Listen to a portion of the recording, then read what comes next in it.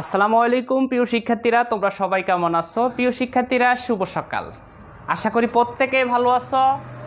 আমিও রীতিমতো হাজির হয়ে গেছি। তোমাদের যে ধারাবাহিক ক্লাস নিচ্ছিলাম, সেই ধারাবাহিক ক্লাসের আজকে আমরা সমাসের দ্বিতীয় ক্লাসটা নিয়ে আলোচনা করব, অর্থাৎ আজকে সমাসের পার্ট 2। তার আগে আমরা দ্বন্দ্ব সমাস নিয়ে সম্পূর্ণ ক্লাস শেষ করেছি। আজকে আমরা বাকি যে সমাসগুলো রয়েছে যতটুকু সম্ভব তোমাদের সাথে আলোচনা করার, ততটুকু সম্ভব ইনশাল্লাহ আমরা আলোচনা করব। তো আশা করি দেখো তো সাউন্ড ক্লিয়ার কিনা, সব কিছু ঠিকঠাক আছে কিনা, আমার কথা ঠিকমতো শুনতে পাচ্ছ কিনা, আমাকে ঠিকমতো দেখতে পাচ্ছ কিনা, একটু কষ্ট করে জানিয়ে দাও প্রিয় শিক্ষার্থীরা। বিদ্যুৎ সমস্যার কারণে হয়তো লাইটিংটা ওইভাবে থাকতে নাও পারে, অথবা এখানে অনেক বেশি গরম। তো সব কিছু মিলিয়ে ক্লাসটা আমরা চেষ্টা করব তোমাদের জন্য যেভাবে সহজ সেভাবে নেওয়ার জন্য। তো সব কিছু তোমরা একটু পজিটিভলি দিবা, ঠিক আছে? পজিটিভলি নিবা ইনশাল্লাহ, যেন আমরা তোমাদেরকে ভালো কিছু উপহার দিতে পারি। প্রিয় শিক্ষার্থীরা, একটু কষ্ট করে জানিয়ে দাও যে স্যার সব ঠিকঠাক আছে, আমাকেও শুনতে পাচ্ছ। ঠিক আছে প্রিয় শিক্ষার্থীরা, দেখো তো সব ঠিকঠাক আছে কিনা, আমাকে শুনতে পাচ্ছ কিনা।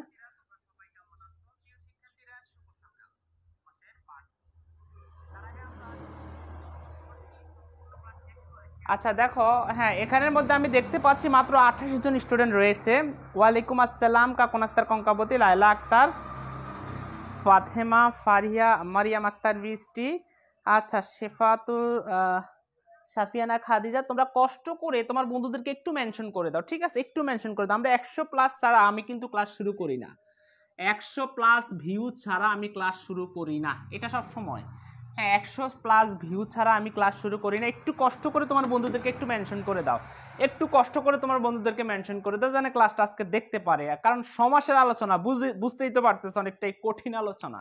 সো এই কঠিনকে আমি আরো সহজে কিভাবে বোঝানো যায়, আরো সহজে কিভাবে তোমাদেরকে শেনানো যায়, আমি আজকে সেই বিষয় নিয়ে তোমাদের সাথে আলোচনা করব। কষ্ট করে তোমার বন্ধুদেরকে একটু মেনশন করো, একটু মেনশন করো, যেন সবাই এই ক্লাসটি করতে পারে, ঠিক আছে? একটু কষ্ট করে তোমরা তোমার বন্ধুদেরকে একটু মেনশন করো, যেন সবাই ক্লাসটি করতে পারে, সবাই যেন ক্লাসটি উপভোগ করতে পারে, ঠিক আছে? প্রিয় শিক্ষার্থীরা, একটু কষ্ট করে আমাকে জানিয়ে দাও যে সব ঠিকঠাক আছে। আচ্ছা, কেমন আছেন স্যার? আমি ভালো আছি। তাপস রয়, এমএসটি জাহিদা, ওয়ালাইকুম আসসালাম। MD Russell Ali, sir clear sir. হ্যাঁ ঠিক আছে স্যার। নুসরাত জাহান, ঠিক আছে, থ্যাংক ইউ তোমাদেরকে। তোমরা অন্যদেরকে মেনশন করার জন্য একটু মেনশন করে দিও, যেন সবাই ক্লাসটি করতে পারে, ঠিক আছে?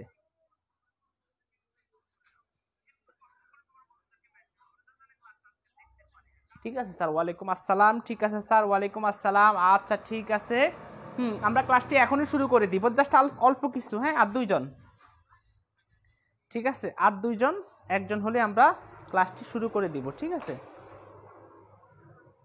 আচ্ছা ঠিক আছে স্যার, স্যার সব ঠিক আছে। আচ্ছা ঠিক আছে স্যার, কেমন আছেন? স্যার ভালো আছি। সজীব আহমেদ জয়, ঠিক আছে। আচ্ছা, তো দেখো আমরা সমাস নিয়ে আলোচনা করেছিলাম তোমাদের সাথে।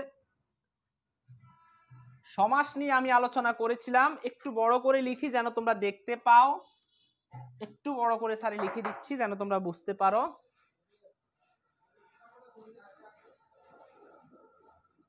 আমরা সমাসের আলোচনা তোমাদের সাথে করেছিলাম।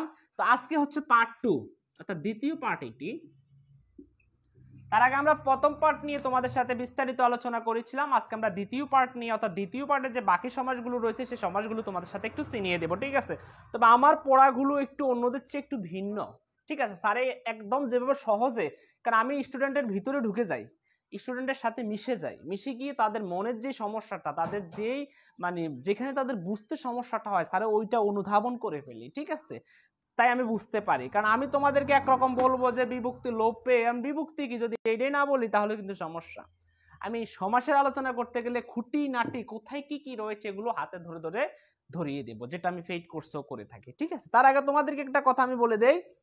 তার আগে, ভাইয়া কেমন আছেন? জি কাজী বাবলু, ভালো আছি। আচ্ছা, তার আগে একটা কথা আমি তোমাদেরকে বলে দিতে চাই, জানিয়ে দিতে চাই। সেটা হচ্ছে, সেই কথাটা হচ্ছে, যারা আগের ক্লাসগুলো দেখো নাই, দেখো এটা হচ্ছে আমাদের 8ম ক্লাস, বাংলার উপরে 8ম ক্লাস, অর্থাৎ 8তম ক্লাস। এর আগে আমরা আরো 7টি ক্লাস নিয়েছিলাম। ওই 7টা ক্লাস তোমরা কোথায় পাবা? কষ্ট করে ইউটিউব চ্যানেলটিতে একটু দেখে নিবা। ইউটিউবের মধ্যে কষ্ট করে, ইউটিউবের মধ্যে FS ইংলিশ কি লিখবা? FS English learning home, FS English learning home নামে তোমরা কষ্ট করে এটার ভিতরে ক্লিক করলে প্লে লিস্ট রয়েছে, সেই প্লে লিস্ট থেকে দেখবা বাংলার ক্লাসগুলো পাওয়া যাবে, বাংলার ক্লাসগুলো তোমরা দেখতে পাবা। সেখান থেকে ইউটিউবের মধ্যে প্রথমে সার্চ করবা FH ইংলিশ লার্নিং হোম নামে, সেখানে গেলে তুমি মোটামুটি আমাদের বাংলার যে 7টা লেকচার সেই 7টা লেকচার তুমি পেয়ে যাবা। অর্থাৎ এটি হচ্ছে 8ম লেকচার, এটাও আমরা ক্লাস শেষ করে ইউটিউবে আপলোড করে দিব, সেখান থেকে তুমি দেখতে পারবা। ঠিক আছে, যাদের সমস্যা, অনেকেই প্রশ্ন করে যে স্যার ক্লাসগুলো খুঁজে পাই না, এই খুঁজে না পাওয়ার কারণে আমরা ইউটিউবের মধ্যে ক্লাসগুলো দিয়ে দিয়েছি, সেখান থেকে তোমরা কষ্ট করে দেখে। স্যার ওখান থেকে আমি দেখে নিয়েছি স্যার। আচ্ছা স্যার কেমন আছেন? তারিকুল ইসলাম, জি স্যার ভালো আছি। আচ্ছা, তারপরে আরেকটা কথা স্যার বলে দিচ্ছিলাম, আমাদের আমরা সরাসরি এখন থেকে, আচ্ছা ওই কথাটা আমরা পরে বলবো, এখন থেকে আমরা নিয়মিত ফ্রি ক্লাস প্রক্রিয়া শুরু করব। সেটা হবে আমাদের একটা গ্রুপ, সেটার নাম হচ্ছে HSC helpline, HSC helpline, HSC helpline. এই গ্রুপটাতে কষ্ট করে একটু জয়েন্ট হয়ে যাবা। ঠিক আছে, আমরা এখানে লিঙ্ক দিয়ে দেই তোমাদের সাথে, এই গ্রুপের মধ্যেই তোমরা কষ্ট করে এখানে ক্লিক করে অ্যাড হয়ে যাবা। আশা করি আমরা এখানে সম্ভবত 10 থেকে 12 তারিখের পর থেকে আমরা রুটিন ভিত্তিক ক্লাস নিব, একদম সবগুলো ক্লাস ফ্রি হবে। যদি এই গ্রুপে না হয়, এখানে নিয়মিত ক্লাস হবে। ঠিক আছে, সবাই আশা করি বুঝছো এই বিষয়টা, এইচএসসি হেল্পলাইন। যাই হোক, তো এবার স্যারে সমাসের আলোচনা করব। স্যারে আগের ক্লাসে দ্বন্দ্ব সমাস নিয়ে বিস্তারিত আলোচনা করেছিলাম, দ্বন্দ্ব সমাসের কিছুই বাদ রাখি নাই। ঠিক আছে,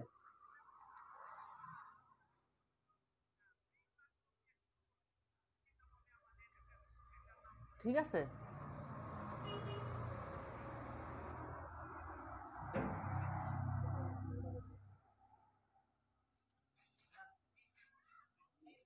আচ্ছা, চ্যানেলের নাম অনেকে দেখে নাই। হ্যাঁ, আমি আবার একটু তোমাদেরকে চ্যানেলের নামটা দিয়ে দিচ্ছি, ইউটিউব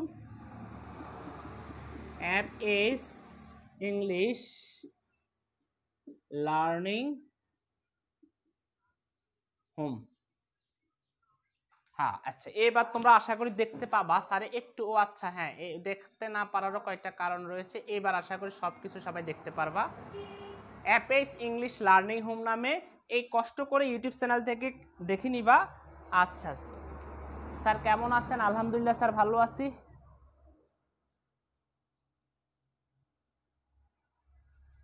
হ্যাঁ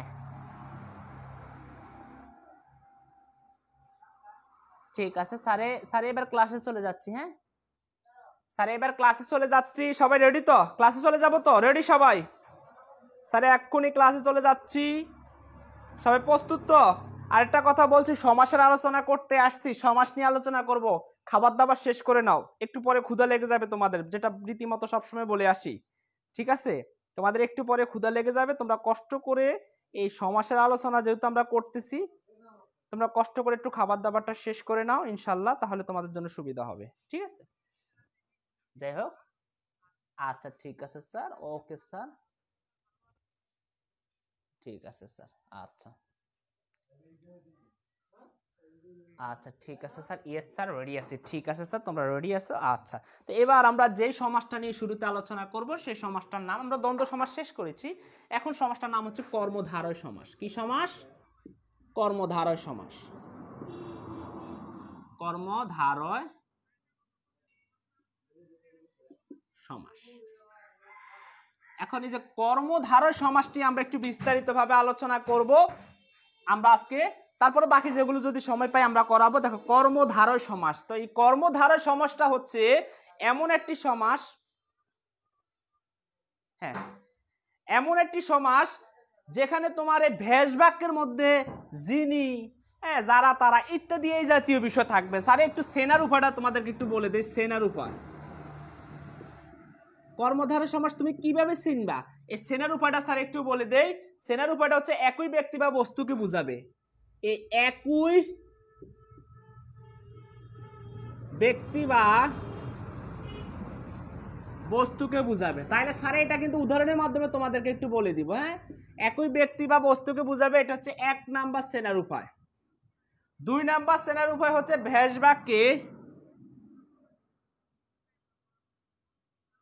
ভেষ বাক্যে যিনি, তিনি, যা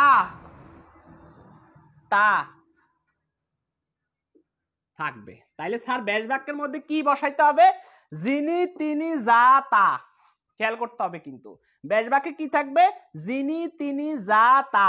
এই যিনি তিনি যা তা যেখানে থাকবে সেটাই হচ্ছে কর্মধারয় সমাস। ঠিক আছে।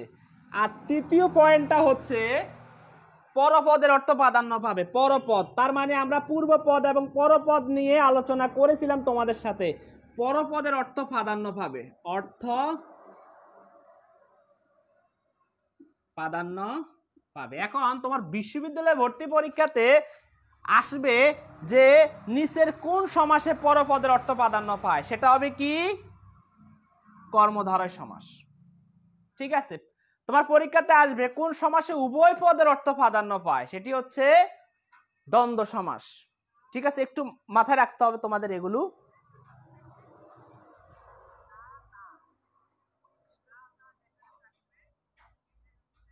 আচ্ছা, সমস্যা নাই, ইনশাল্লাহ নিতে পারো, ইনশাল্লাহ নিতে পারো, কোনো সমস্যা নাই। তাইলে স্যার কর্মধারয় সমাসের বৈশিষ্ট্যটা আমরা জেনে গেলাম। একই ব্যক্তি এবং অথবা বস্তুকে এটা নির্দেশ করবে। তাহলে এই একটা পয়েন্ট পেলাম, একই ব্যক্তি অথবা একই বস্তুকে সে নির্দেশ করবে। ঠিক আছে, একটা পয়েন্ট। দ্বিতীয় পয়েন্টটা হচ্ছে ভ্যাস বাক্যে যিনি তিনি যা তা, এ কয়েকটা জিনিস।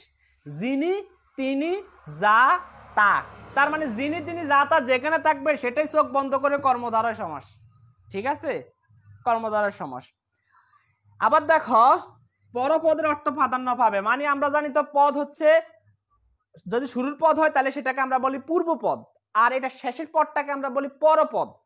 এই পরপদের আরেকটা নাম হচ্ছে উত্তরপদ। তোমাদেরকে গতকালকে দেখিয়েছিলাম, গত ক্লাসটিতে দেখিয়েছিলাম, যারা দেখো নাই কষ্ট করে দেখে নিবা।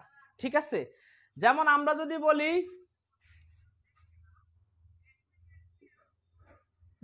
নীল যে আকাশ,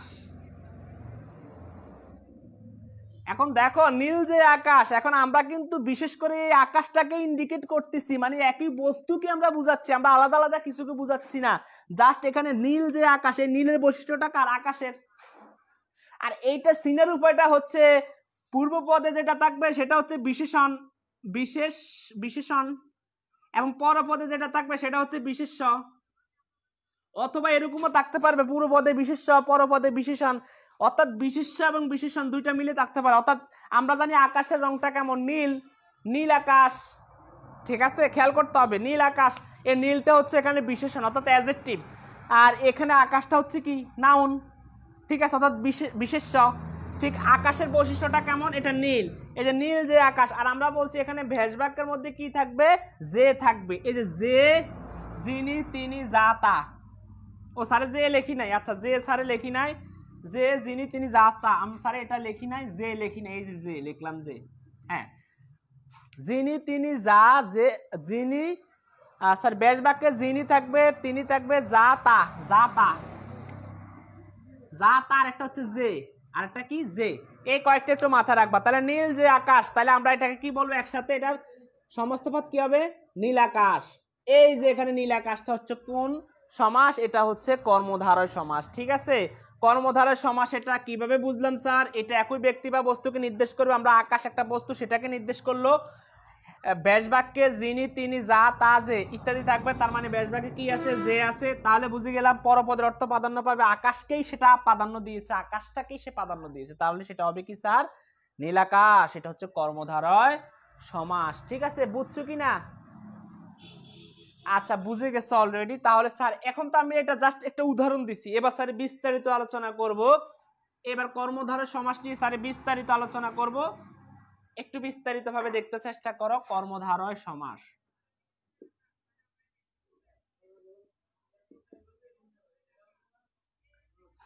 এবার কর্মধারয় সমাসের কয়েকটা প্রকার আছে, আমরা প্রকারগুলো নিয়ে একটু তোমাদের সাথে আলোচনা করে দেই।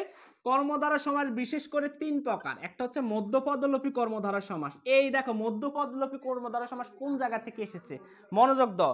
মধ্যপদলোপী কর্মধারয় সমাস, মধ্যপদলোপী কর্মধারয় সমাস। আরেকটা হচ্ছে তোমাদের যে সমাস, তার নাম হচ্ছে উপমান কর্মধারয় সমাস। উপমান, উপমানমূলক কর্মধারয় সমাস। উপমানমূলক কর্মধারয় সমাস। স্যার মনে হয় মূলক বানানটা হয় নাই, যাই হোক। আচ্ছা, তারপরে আমরা আরেকটা লিখতে পারি সাধারণ কর্মধারয় সমাস। এই সাধারণ কর্মধারয় সমাসগুলোর কোনো প্রকারভেদ নাই। সাধারণ কর্মধারয় সমাস।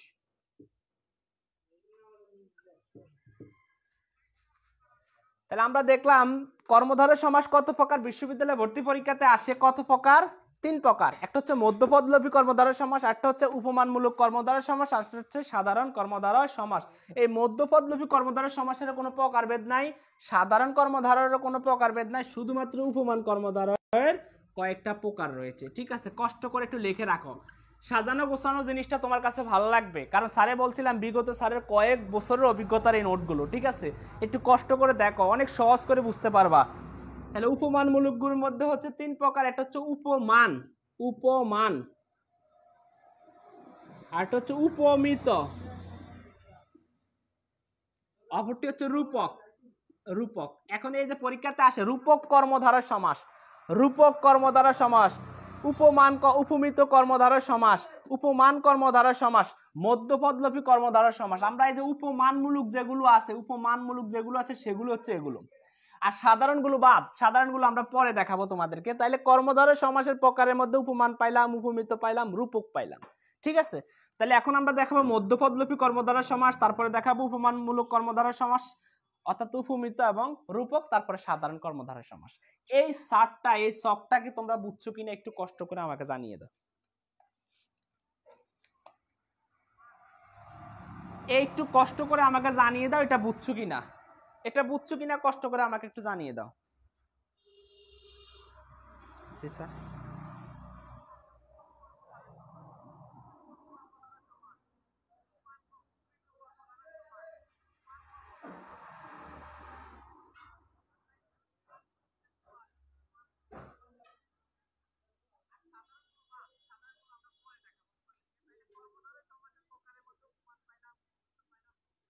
আচ্ছা, আমাদের একজনে প্রশ্ন করছে আগের, একজন একটু বলে দাম, হাসান প্রশ্ন করছে আগের ক্লাসগুলো কিভাবে পাবো, তাকে ইউটিউবের লিঙ্কটা দিয়ে দাও। কেউ একজন ইউটিউবের নামটা বলে দাও।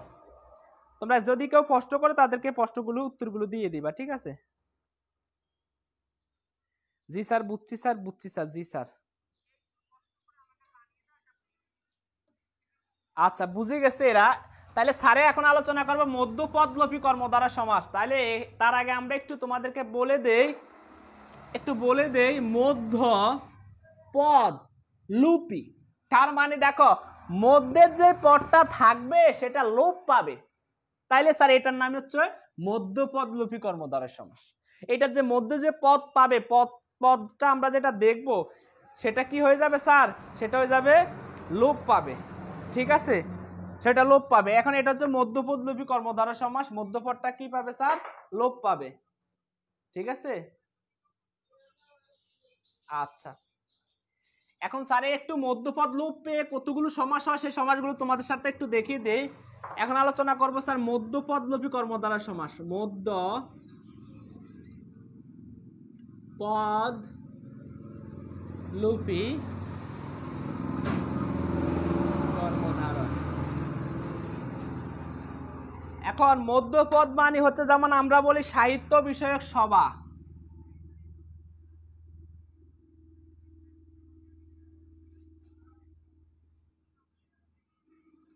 এখন আমরা এটাকে কি কখনো বলি সাহিত্য বিষয়ক সভাকে একসাথে বলি সাহিত্য বিষয়ক সভা? এটা বলি না, আমরা বলি সাহিত্য সভা। এই যে দেখো এখানের মধ্যে কিন্তু মাঝখানে যে পদটা বিষয়ক এটা লোপ পেয়ে গেছে, কমে গেছে। অর্থাৎ মধ্যের যে পদটা, আমরা জানি বাক্যের অন্তর্গত প্রত্যেকটি শব্দকে পদ বলে। এই একটা পদ, এই একটা পদ, এই একটা পদ।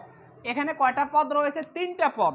তাহলে দেখো মাঝখানের পদটা কি হবে, লোপ পাবে। তাহলে দেখো যে মাঝখানের পদটা লোপ পেয়ে গেছে, তাহলে সেটা হয়ে গেছে সাহিত্য সভা। এইভাবে তোমরা দেখবা যে পদগুলো লোপ পাবে সেই পদগুলোকে আমরা বলবো কি, সেগুলোকে আমরা বলবো মধ্যপদলোপী কর্মধারয় সমাস। এখন স্যার আমরা কিভাবে বুঝবো যে সাহিত্য সভা হচ্ছে মধ্যপদলোপী কর্মধারয় সমাস? পরীক্ষার সময় তো আসবে স্যার সাহিত্য সভা, এটাকে আমরা কিভাবে মধ্যে যুক্ত করব এবং আবার মধ্যকে লোপ করিয়ে দিব, এটা কেমনে সম্ভব স্যার? এইটাই কিন্তু জটিল প্রশ্ন। এই প্রশ্নটার জবাবটা আমি তোমাদেরকে এইভাবে দিব, তোমরা জাস্ট এইটা পড়বা না, তোমরা কি পড়বা, বইয়ের মধ্যে যেগুলো রয়েছে এগুলো পড়বা কিভাবে, সাহিত্য বিষয়ক সভা ইজিক্যাল টু সাহিত্য সভা। এই সাহিত্য সভা হচ্ছে মধ্যপদলোপী কর্মধারয় সমাস। তাহলে স্যার বিষয়ক জিনিসটা লোপ পেয়ে গেছে। তোমরা সমাস পড়তে গেলে সাহিত্য বানান হয় নাই স্যারের।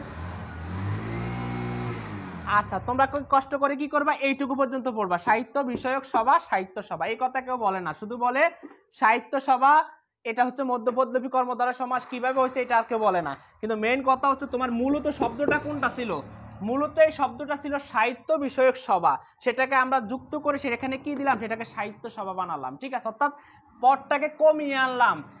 অর্থাৎ সমাস পড়াইতে গেলে এইটা হচ্ছে তার কি, এই প্রথমটা হচ্ছে তার পূর্বপদ, এটা হচ্ছে তার কি পরপদ। এই পূর্বপদ এবং পরপদের মাঝখানে যে বিভক্তি লোপ পেয়ে যে সমাস হয় সেই সমাসটার নাম হচ্ছে মধ্যপদলোপী কর্মধারয় সমাস। অর্থাৎ যেটার মধ্যে কি মধ্যপদটা কি পাবে, লোপ পাবে। তাইলে স্যার এই মধ্যপদলোপী কর্মধারয় সমাস আমরা বুঝছি।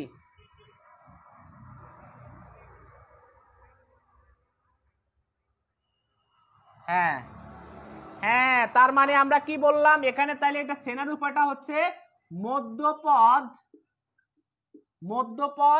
লোপ পাবে, এখানে মধ্যপদটা কি লোপ পাবে। তাহলে স্যার এই যে মাঝখানে পদটা লোপ পাইলো। দেখুন আমরা যদি বলি ঘরে আশ্রিত জামাই, ঘরে আশ্রিত জামাই, তাইলে আমরা এটাকে একসাথে বলি ঘর জামাই। কি বলি, যে জামাই ঘরের ভিতরে থাকে সে জামাই তো হচ্ছে ঘর জামাই। এখন দেখো তো আমরা কি বলি, আমরা ঘরে আশ্রিত জামাইকে আমরা কি বলি, এই যে এই মাঝখানে পদটা বিভক্তি আমরা কি করে দিছি, মাঝখানের এই পদটাকে আমরা কি করছি, লোপ পেয়ে গেছে, অর্থাৎ এটা বাদ দিয়ে দিছি, তাহলে একসাথে হয়ে যাবে ঘর জামাই। ঠিক আছে, এই ঘর জামাইটা হচ্ছে মধ্যপদলোপী কর্মধারয় সমাস, তার মাঝখানে পদটা নাই। মূলত তোমরা পড়বা কিভাবে, এই ঘর জামাই মধ্যপদলোপী কর্মধারয় সমাস এইভাবে পড়লে হবে না, মূলত এটা পড়ার কিছু সিস্টেম আছে, কিছু ওয়ে আছে। মূলত তুমি কি করবা, ঘরে আশ্রিত জামাই ঘর জামাই, এখানে আশ্রিত কি মধ্যপদটা লোপ পেয়ে গেছে, তাইলে পূর্বপদ এবং পরপদ মিলে হয়ে গেছে ঘর জামাই। আমরা আরেকটা লিখতে পারি যে সিংহ চিহ্নিত আসন, সিংহ চিহ্নিত আসন, এটাকে আমরা বলি কি সিংহাসন। একটু খেয়াল করো, তাহলে আমাদের দেখো আমরা আগেও এটা পড়ছি, এটা কিন্তু মুখস্থ পড়ছি, এটা সরাসরি এভাবে পড়ি নাই। দেখো তো এটা হচ্ছে পূর্বপদ, এটা হচ্ছে পরপদ, এই যে মাঝখানে যে বিভক্তি চিহ্নিত এটা লোপ পেয়ে গেছে, তাহলে মাঝখানে বিভক্তি লোপ পেয়ে আমরা কি বলছি, সিংহ চিহ্নিত আসন, এখানে আকার সিংহাসন। তাহলে এই সিংহাসনটা হচ্ছে কি মধ্যপদলোপী কর্মধারয় সমাস। তোমাকে পরীক্ষাতে বিশ্ববিদ্যালয়ে ভর্তি পরীক্ষাতে আসে ঘর জামাই কোন সমাস, মধ্যপদলোপী কর্মধারয় সমাস। ঠিক আছে, এখন তো আর তোমাদের পরীক্ষাতে জাস্ট এগুলো লিখতে হবে, কিন্তু তোমাকে বিশ্ববিদ্যালয়ের জন্য এখন থেকে প্রস্তুতি নিতে হবে। সাহিত্য সভা কোন সমাস, মধ্যপদলোপী কর্মধারয় সমাস। ঠিক আছে, যেমন আমরা লিখতে পারি যে ঝাল মিশ্রিত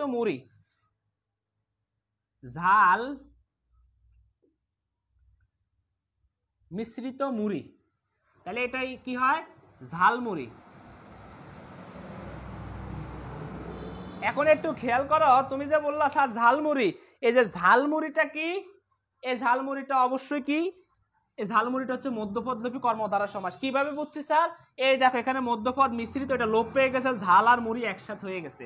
এই দেখো চিহ্নিতটা লোপ পেয়ে গেছে, সিংহ এবং আসন একসাথে হয়ে গেছে, ঘরে আশ্রিতটা বাদ হয়ে ঘরে এবং জামাই একসাথে হয়ে ঘর জামাই হয়ে গেছে, সাহিত্য সভা একসাথে হয়ে বিষয়কটা বাদ হয়ে সাহিত্য সভা হয়ে গেছে। এই মধ্যপদ কিভাবে বাদ হয়ে গেছে এই জিনিসটাকে বুঝছো নি, মধ্যপদলোপী কর্মধারয় সমাসটাকে বুঝছো কিনা, না বুঝলে প্রশ্ন করো।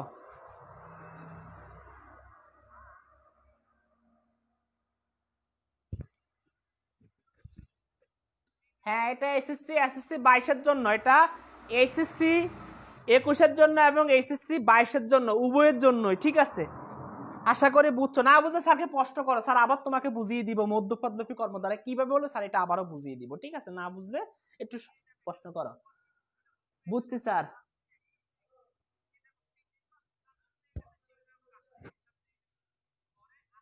আচ্ছা আরো কিছু উদাহরণ দিব। হ্যাঁ, আচ্ছা আমাদের একজন প্রশ্ন বলছে কাজল কালো, কাজলের ন্যায় কালো, কাজলের ন্যায় কালো, সেটা আমাদের আরেকটা। ঠিক আছে, এখানে বলা যাবে না, সেটা উপমান উপমিত, সেটা স্যারে দেখাবো। ঠিক আছে, তো এইবার এগুলো কিন্তু কাজল কালো কিন্তু মধ্যপদলোপী কর্মধারয় সমাস না। আমরা যেগুলো মধ্যপদলোপী কর্মধারয় সমাস সেগুলো তোমাদেরকে দেখিয়ে দিচ্ছি। আচ্ছা স্যার যেগুলো যেগুলো আসবে সেগুলো তোমাদেরকে বলে দেয়। হ্যাঁ, এত এত ইয়ে করে দরকার নাই। যেমন শহীদের স্মরণে, শহীদ স্মরণে যে মিনার,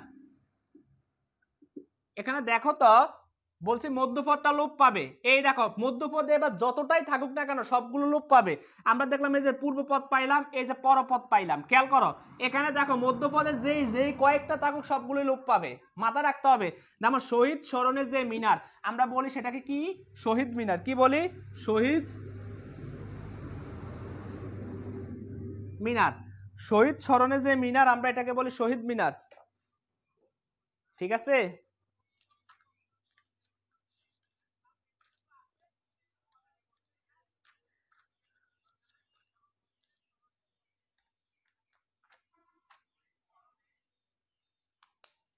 আচ্ছা ঠিক আছে, বুঝছো কিনা?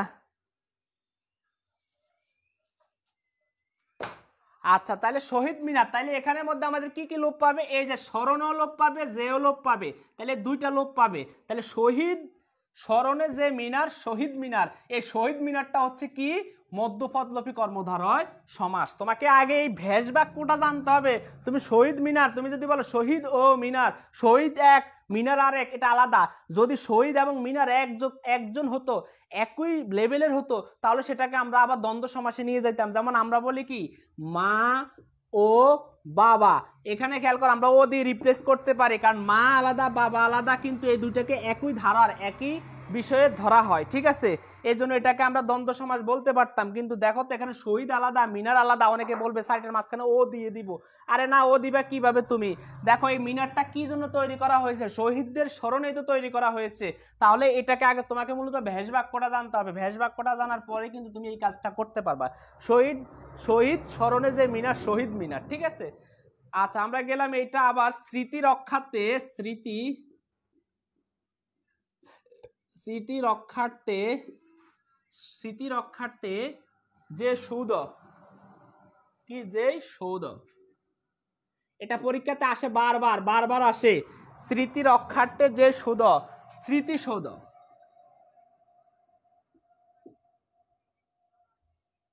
ঠিক আছে, কি?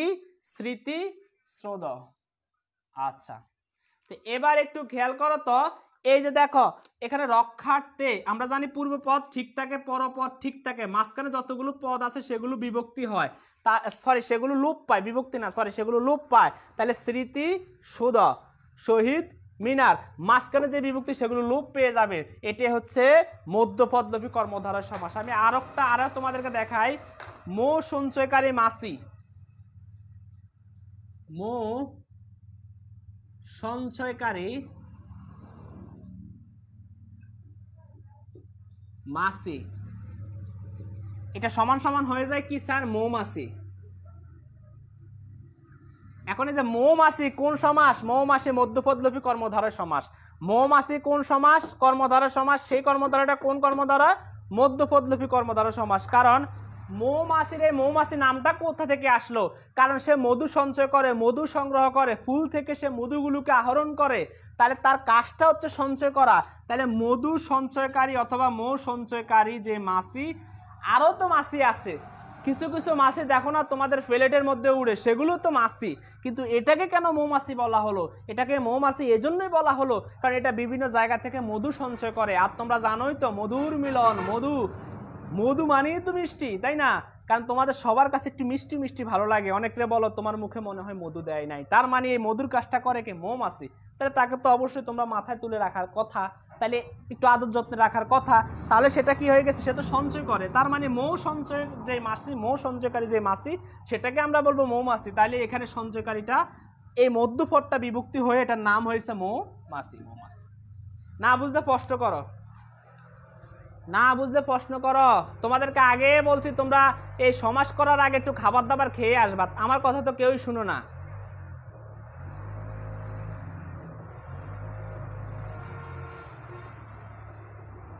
ঠিক আছে,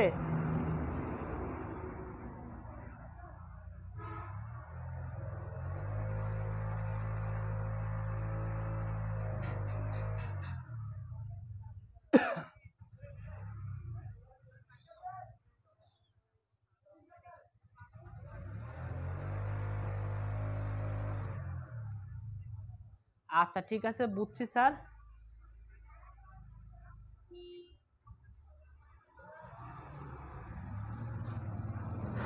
আচ্ছা ঠিক আছে স্যার, এবার বুঝে গেছো তোমরা মধ্যপদলোপী কর্মধারয় সমাস নিয়ে। তার আগে তোমাদেরকে একটা কথা আমি বলে দিচ্ছি, আমার একটা পেইড কোর্স চালু হচ্ছে অলরেডি। আচ্ছা আমি আরেকটা বলি, বহু পরিবেশন, বহু পরিবেশন, বহু পরিবেশন করা ভাত, বহু পরিবেশন করা ভাত, এটা কি হবে? বহুভাত। কি হবে? বহুভাত।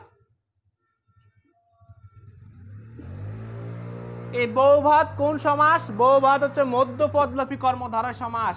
কারণ কেন? কারণ বহু আসার কারণে এখানে বহুভাতের অনুষ্ঠান হয়েছে, অর্থাৎ এখানে এটা সম্পর্কিত কে? বহু, তার মানে পরিবেশন করে আমরা যেই অনুষ্ঠান করে থাকি, যে ভাতের আয়োজন করি, সেটা হচ্ছে বহুভাত। এই পরিবেশন করা এটা সম্পূর্ণটা লোপ পাবে, অর্থাৎ এখানে একের অধিক যাই হোক না কেন বিভক্তি সব লোপ পাবে, শুধুমাত্র পূর্বপদ ঠিক থাকবে এবং পরপদ ঠিক থাকবে। ঠিক আছে, তারপরে রাষ্ট্র সম্বন্ধে নীতি। রাষ্ট্র সম্বন্ধে, রাষ্ট্র সম্বন্ধে নীতি, রাষ্ট্রনীতি।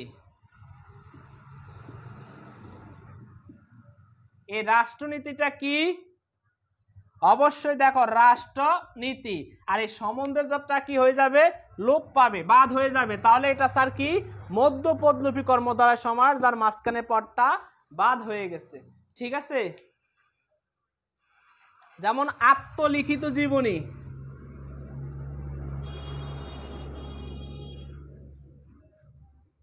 আমরা একজনের আত্মজীবনী কিভাবে পড়ি? আত্মজীবনী আমরা কিভাবে পড়ি? আমরা লিখার মাধ্যমে, তার লিখে গেছে আমরা সেইভাবে পড়ি, সেইভাবে আমাদের কি হয়েছে? আত্মজীবনী। হ্যাঁ, তাইলে এখানে যে লিখিতটা কি হয়ে গেছে? লোপ পেয়ে গেছে, আর কি হয়ে গেছে? একসাথে আত্মজীবনী। এই আত্মজীবনীটা হচ্ছে মধ্যপদলোপী কর্মধারয় সমাস। ঠিক আছে, মধ্যপদলোপী কর্মধারয় সমাস,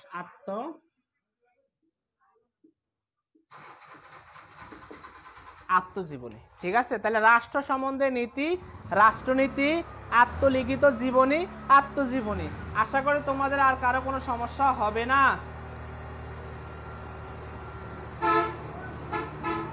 এখন তোমাদের অনেকের আক্কেল দাঁত উঠছে কিনা আমি জানি না, তোমরা কি লিখবা? আক্কেল, আক্কেল সূচক দাঁত, আক্কেল দাঁত, আক্কেল দাঁত। ঠিক আছে, আক্কেল সূচক দাঁত, আক্কেল দাঁত। তার মানে আমাদের এখানে কি হবে স্যার?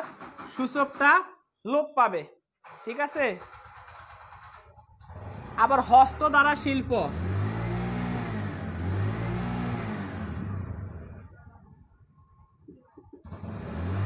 তাহলে এখানের মধ্যে দেখো তো এই হস্তটা কি, দ্বারাটা কি হয়ে গেছে? লোপ পেয়ে গেছে। তাইলে হস্তশিল্প কি হবে?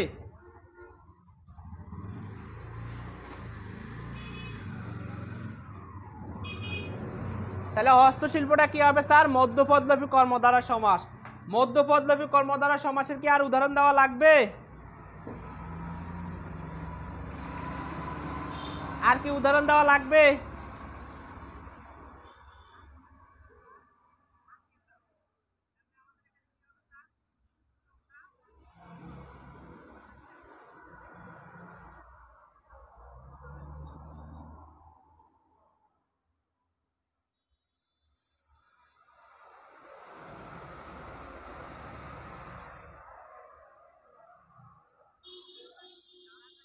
না লাগবে না, থ্যাংক ইউ। আচ্ছা বুঝে গেছো তোমরা, মধ্যপদলোপী বুঝে গেছো, শেষ।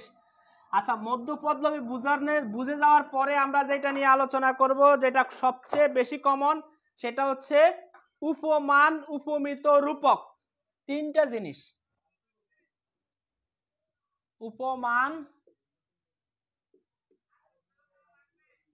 উপমিতা এবং রূপক, এই তিনটে আমরা ধারাবাহিকভাবে এখন আলোচনা করব। ঠিক আছে, তিনটার আলোচনা এখন ধারাবাহিকভাবে চলবে। ঠিক আছে, উপমান, উপমিতা এবং রূপক। তো এত বড় বড় দাগ দেওয়ার কিছুই নাই, তোমরা আবার কি করবা, অনেকে তো অনেক বড় বড় করে দাগ দিয়ে ফেলবা। দেখো এখানের মধ্যে আমরা কি পাবো, উপমানের মধ্যে যেটা পাবো সেটার প্রথম যে পদটা পাবো সেই পদটা আমরা পাবো বিশেষ্য, প্লাস পরেরটা পাবো বিশেষণ। তাহলে উপমানের প্রথম যে পদটা সেটা পাবো বিশেষ্য, পরেরটা পাবো বিশেষণ। এটাকে আমি আদর করে বলবো ইংলিশেরটা নাউন, প্লাস পরেরটা হচ্ছে অ্যাডজেক্টিভ। এটা একটু আমি তোমাদেরকে ইংলিশটা করে দিয়েছি, তবে এইখানের যে বিষয়টা সেই বিষয়টা হবে সত্য। কি হবে? সত্য। বিষয়টা কি হবে? সত্য। ঠিক আছে, আর দ্বিতীয় কথাটা ভ্যাস, ব্যাস বাক্যে কি হবে?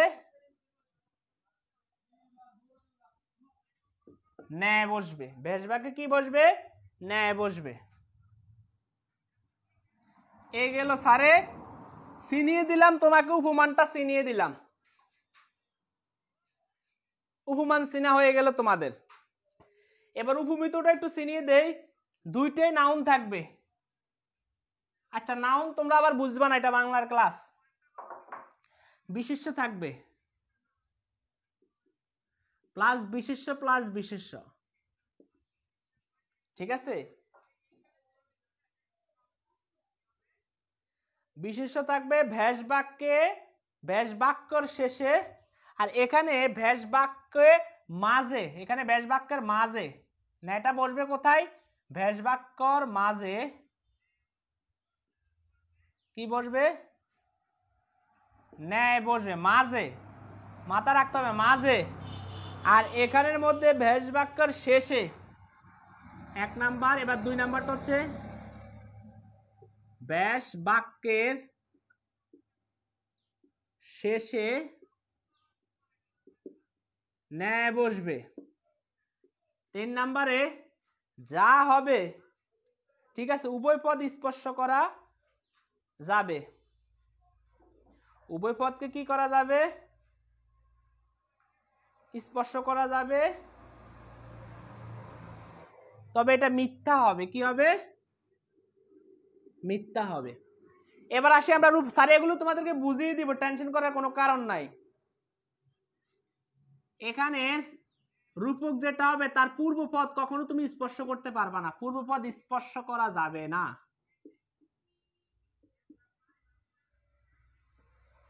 পূর্বপদকে কখনো তুমি স্পর্শ করতে পারবা না। আর দ্বিতীয় যেটা হচ্ছে পরপদকে স্পর্শ করা যাবে। পরপদ স্পর্শ করা যাবে। পূর্বপদকে স্পর্শ যদি নাও করতে পারো কোনো সমস্যা নাই, কিন্তু তুমি ইচ্ছে করলে পরপদকে স্পর্শ করতে পারবে। আর ব্যাস বাক্যে, ব্যাস বাক্যের মাঝে রূপ বসবে।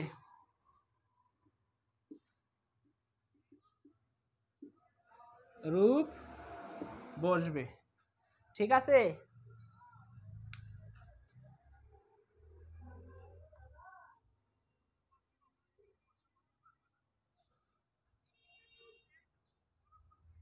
যারা চলে যাবে তোমাদেরকে একটা কথা আমি বলে দেই, একটু মোটিভেট করে দেই তোমাদেরকে।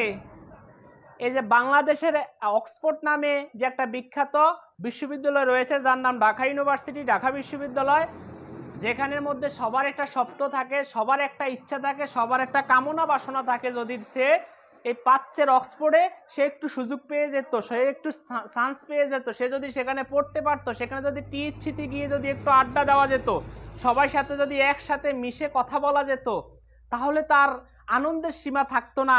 সবারই একটা মনে মনে এরকম একটা স্বপ্ন থাকে, সে যদি ঢাকা ইউনিভার্সিটিতে চান্স পেয়ে যাইতো। এরকম একটা চিন্তা ভাবনা কিন্তু সবার মনে মনে থাকে, কিন্তু কয়জনে সেটাকে ইচ্ছে করেও, স্বপ্ন লালন করেও কিন্তু সেখানে সুযোগ পেয়েছে, একটু আমাকে বলে দেখাও। মেইন কথাটা হচ্ছে তোমাকে ধৈর্য ধরতে হবে। হ্যাঁ, এখানে ক্লাসের মধ্যে মনে করো 182 জন ছিল, এখান থেকে আস্তে আস্তে ঝরে যাচ্ছে একে একজন করে ঝরে যাচ্ছে। এই যারা শেষ পর্যন্ত টিকে থাকবে, যাদের খুঁটিটা শেষ পর্যন্ত শক্ত থাকবে, যারা শেষ পর্যন্ত নিজেদেরকে এই কঠিন মহাযুদ্ধে টিকিয়ে রাখতে পারবে, তারাই কামিয়াবি হবে, তারাই সফল, তারাই সত্যবাদীর দল। ঠিক আছে, তারা দুনিয়া তো সফল, আখিরাত সফল। এটা আমি শুধুমাত্র তোমাকে দুনিয়াবি পড়াশোনার জন্য বলি সেটা না, তোমাকে পরকালের জন্য তোমাকে পড়তে হবে, তোমাকে ভালো কিছু করতে হবে, ভালো মানুষ হতে হবে, ভালো মানুষ রূপে পৃথিবীতে গড়ে উঠতে হবে। ঠিক আছে, তোমাকে অবশ্যই অনেক বেশি পরিশ্রম করতে হবে, অনেক বেশি পরিশ্রম করতে হবে। যারা এখন টিকে আসো, এখন বর্তমান অনলাইন ভিত্তিক সব হয়ে যাচ্ছে, প্রত্যেকটা শ্রেণী কার্যক্রম কিন্তু এখন থেকে অনলাইন ভিত্তিক হয়ে যাবে, এই জিনিসটা তোমরা মাথায় রাখবা। ঠিক আছে, এখন যে করোনাকালীন যে ক্ষতিটা হচ্ছে, সে ক্ষতিটা পুষিয়ে নেওয়ার জন্য হলো সবকিছু অনলাইন ভিত্তিক করতে হবে। যারা 2022 সালের পরীক্ষার্থী রয়েছে, এক মুহূর্তের জন্য ক্লাসের শ্রেণীতে বসতে পারো নাই, একটা ক্লাসও করতে পারো নাই, তোমাদের মতো হতভাগা আর কে আছে? তোমাদেরকে শর্ত সাপেক্ষে তোমরা হয়ে গেছো সেকেন্ড ইয়ারের স্টুডেন্ট, তোমরা পরীক্ষার্থী হয়ে গেছো অলরেডি, কিন্তু তোমাদের পড়াশোনা কতটুকু হলো? কিছুই হলো না। পড়াশোনার কোনো অন্ত নাই, পড়াশোনা তোমরা করতে পারো নাই। এখনই সুযোগ, হ্যাঁ এখনই উপযুক্ত টাইম তোমাকে একটু পড়াশোনার প্রতি মনোনিবেশ করার। এই অনলাইন পদ্ধতিটা আগে এতটা জোরালো ছিল না, এখন যতটা জোরালো হয়েছে, শিক্ষকরা অনেক বেশি প্র্যাকটিস করে, শিক্ষকরা অনেক বেশি চেষ্টা করে তোমাদের সামনে এই শ্রেণীতে ক্লাসগুলো উপস্থাপন করে। ঠিক আছে, আর তোমরা এটাকে ইগনোর করে চলে যাও। একজন শিক্ষক এখানে কথা বলাটা অনেকটাই কঠিন ব্যাপার, অনেক কঠিন ব্যাপার। সে তথ্যগুলো উপস্থাপন দেয়, অনেক ক্ষেত্রে অনেক কিছু ভুল হয়ে যায়, কারণ এখানে কথা বলাটা অনেকটাই হার্ড ব্যাপার। ঠিক আছে, কারণ আমি যদি শ্রেণীকক্ষে কথা বলতাম তাহলে কি হইতো স্যার, শ্রেণীকক্ষে কথা বললে অনেকে আমার একটা ভুল হলে সে ভুলটাকে সংশোধন করে দিত, বলতেছে স্যার আপনি এখানে বানানটা ভুল লিখছেন। তো এখানে তোমাদের কমেন্ট দেখা ছাড়া উপায় নাই। তো যে করে কথাটা বলতেছি, তোমরা যারা এখন শেষ পর্যন্ত এখানে টিকে থাকতে পারবা আজকের ক্লাসের, তারাই সফল, তারাই কামিয়াবি। কারণ সবাইকে আল্লাহ পাক সুযোগ দেয় না। আর যার ধৈর্য আছে, যার ইচ্ছা শক্তি আছে, যে আমাকে যে করে হোক স্যার এত কষ্ট করে তোমাদের এখানে পড়াচ্ছে, যদি তোমরা এটাকে ইগনোর করে যাও, যদি এটাকে তোমরা ডিক্লাইন করে যাও, তাহলে তোমার ক্ষতি হয়ে যাবে, তুমি চরম বিপর্যয়ে পড়ে যাবা। তোমাকে আর কে ভালো করে শেখাবে? তুমি একটু পর্যালোচনা করে দেখো, এখানে তো আরো ক্লাসগুলো হচ্ছে, তুমি কার ক্লাসটা সবচেয়ে বেশি ভালো বুঝতে পারো, একটু তুমি নিজে একটু যাচাই বাছাই করো। এই যাচাই বাছাই করে তুমি টিকে থাকো শেষ পর্যন্ত। ইনশাল্লাহ শেষ পর্যন্ত তোমার ফলাফলটা আমরা দেখতে পাবো ভালো। ঠিক আছে,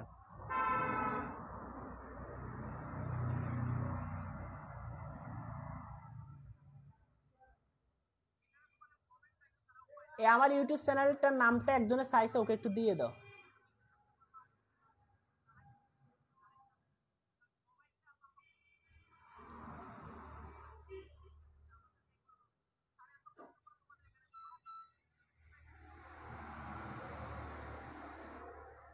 আচ্ছা স্যার, ঠিক আছে। আচ্ছা, এইবার স্যারে আলোচনা করব তোমাদের সাথে উপমান, উপমিত, রূপক। তার আগে স্যারে একটু হালকা করে উপমান, উপমিত, রূপক শেষ করার আগে স্যার হালকা করে তোমাদেরকে একটু টাচ করে দিচ্ছি, কারণ তোমরা চলে যাচ্ছ, তোমাদের ধৈর্য একটু কম। তো সেই ক্ষেত্রে স্যার তোমাদেরকে একটু বলে দিচ্ছি, স্যার এগুলোর নিচে আবার দাগ দিবা না, স্যার এগুলো নিয়ে এখন বিস্তারিত আলোচনা করব। তার আগে বলতেছি, অনলাইনে আমার একটা কোর্স রানিং চলতেছে, একটা কোর্স অলরেডি 4-5টা ক্লাস হয়ে গেছে। ইনশাল্লাহ ক্লাসগুলো তোমরা রেকর্ডেড পাবা। একটা প্রাইভেট বেসে আমরা ভর্তি নিচ্ছি, প্রাইভেট বেসে, হ্যাঁ প্রাইভেট বেসে আমরা একটা ভর্তি নিচ্ছি। হ্যাঁ, এখানে আমরা কয়টা সাবজেক্ট তোমাদেরকে পড়াবো? এখানে 4টা সাবজেক্ট পড়ানো হবে। 4টা সাবজেক্ট কি কি? বাংলা দ্বিতীয় পত্র, ইংরেজি প্রথম, ইংরেজি দ্বিতীয় পত্র, এবং 4 নম্বরে হচ্ছে আইসিটি। এই 4টা সাবজেক্ট তোমাদেরকে আমরা বেস ভিত্তিক পড়াবো, বেস ভিত্তিক চেষ্টা করব আমরা। এখানে আমাদের কোর্সের মেয়াদ হচ্ছে 3 মাস। কোর্সের মেয়াদ কত মাস? 3 মাস। এই 3 মাসের মধ্যে আমরা 4টা সাবজেক্ট তোমাদেরকে পূর্ণাঙ্গভাবে শেষ করে দিব। যারা 2021 সালের এবং 22 সালের পরীক্ষার্থী রয়েছে তোমাদের জন্য বাংলা সেকেন্ড পেপারের সবগুলো গ্রামাটিক্যাল আইটেম শেষ করানো হবে, ইংলিশ ফার্স্ট পেপারের, ইংলিশ সেকেন্ড পেপারের, আইসিটি সবকিছু শেষ করানো হবে। ঠিক আছে, অলরেডি আমাদের কয়েকটা ক্লাস হয়ে গেছে, এটা আমাদের 26 তারিখ থেকে শুরু হয়েছিল কোর্সটা।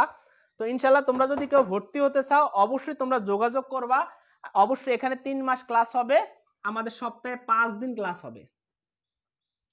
সপ্তাহে 5 দিন ক্লাস হবে। ক্লাস হবে সপ্তাহে কতদিন? 5 দিন। এবং সেই 5 দিনের মধ্যে তোমাদের 2 দিন, আবার 5 দিন তো হবেই, আবার 2 দিন তোমাদের পরীক্ষা হবে। ঠিক আছে, ক্লাসগুলো হবে ফেসবুক প্রাইভেট গ্রুপে। ফেসবুক প্রাইভেট গ্রুপে, ফেসবুক প্রাইভেট গ্রুপে তোমাদের ক্লাসগুলো হবে। ঠিক আছে, এই 4টা ক্লাস একদম সম্পূর্ণ।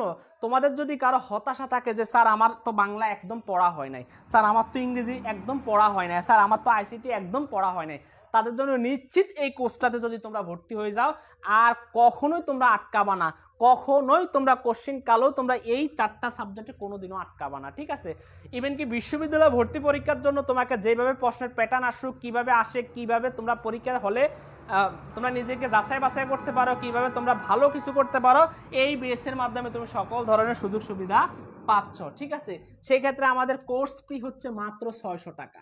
এইরকম ভাবে এই 600 টাকা কোর্স ফির মাধ্যমে এরকম কখনোই এই ফেসবুক জগতে এই সুযোগটা কেউ কখনো দিতে পারে নাই। ঠিক আছে, কারণ আমাদের এই 4টা সাবজেক্ট তোমাদের এক একটা ক্লাস হবে 1 ঘন্টা 30 মিনিট করে। এরকম সুযোগ সুবিধা কখনোই তুমি পাবা না যে এই 600 টাকা দিয়ে তুমি 3 মাসের অধিক সময়ে সপ্তাহে 5 দিন করে ক্লাস পাবা, এবং এক একটা ক্লাস হবে 1 ঘন্টা 30 মিনিট। প্রত্যেকটা ক্লাস শেষে লেকচার শিটগুলো দিয়ে দেওয়া হবে, লেকচার শিট দিয়ে দেওয়া হয়। তো তোমরা যারা ভর্তি হতে চাও, স্যার এই ব্যাপারে আলোচনা করব না, কষ্ট করে আমাকে ইনবক্সে মেসেজ করবা যে স্যার আমি ভর্তি হতে চাই।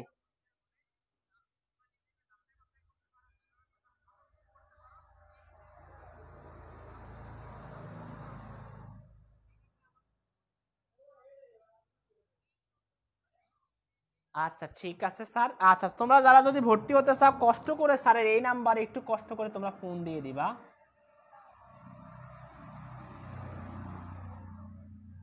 একটু কষ্ট করে স্যারের এই নাম্বারটাতে একটু কষ্ট করে তোমরা যদি কেউ ভর্তি হতে চাও একটু কষ্ট করে তোমরা এই নাম্বারে আমাকে ফোন দিবা। ঠিক আছে, একটু কষ্ট করে তোমরা ফোন দিবা, আমাকে ফোন দিয়ে যোগাযোগ করবা যে স্যার আমরা আপনার এই কোর্সটা করতে চাচ্ছি 3 মাসের জন্য, সপ্তাহে 5 দিন করে সবগুলো ক্লাসের লেকচার শিট দিয়ে দেওয়া হবে, প্রতিদিন ক্লাস হবে ইনশাল্লাহ। কোর্স ফি 600 টাকা, এককালীন একবারই, আর দেওয়া লাগবে না, জাস্ট একবারই তুমি 600 টাকা দিয়ে ভর্তি হতে পারবা। ঠিক আছে, ঠিক আছে। আচ্ছা, একদম সম্পূর্ণ কোর্স ফি হচ্ছে 600, সম্পূর্ণ কোর্স ফি হচ্ছে 600। যদি কেউ ভর্তি হতে চাও অবশ্যই আমার সাথে যোগাযোগ করবা, ইনশাআল্লাহ ভর্তি হলে খুব তাড়াতাড়ি ভর্তি হয়ে যাবা, কারণ এই সুযোগ সুবিধা কোথাও পাবা না তুমি। ঠিক আছে, যাক স্যার আর এই ব্যাপারে কথা বললাম না, স্যার আবার চলে যাচ্ছি পড়াতে। তো এখন দেখো তোমাদেরকে যে কথাটা আমি বলে দিচ্ছিলাম, স্যারে এক পাশে, আচ্ছা আগে একটা করে, আগে স্যার উপমান এবং উপমিত এই দুইটা, তারপর আমরা রূপকটা নিয়ে আলোচনা করব। তো দেখো উপমানটা হচ্ছে, দেখো উপমান আসে তুষারের ন্যায় শুভ্র, তুষারের ন্যায় শুভ্র, তুষারের ন্যায় শুভ্র, এটাকে আমরা বলি তুষার শুভ্র।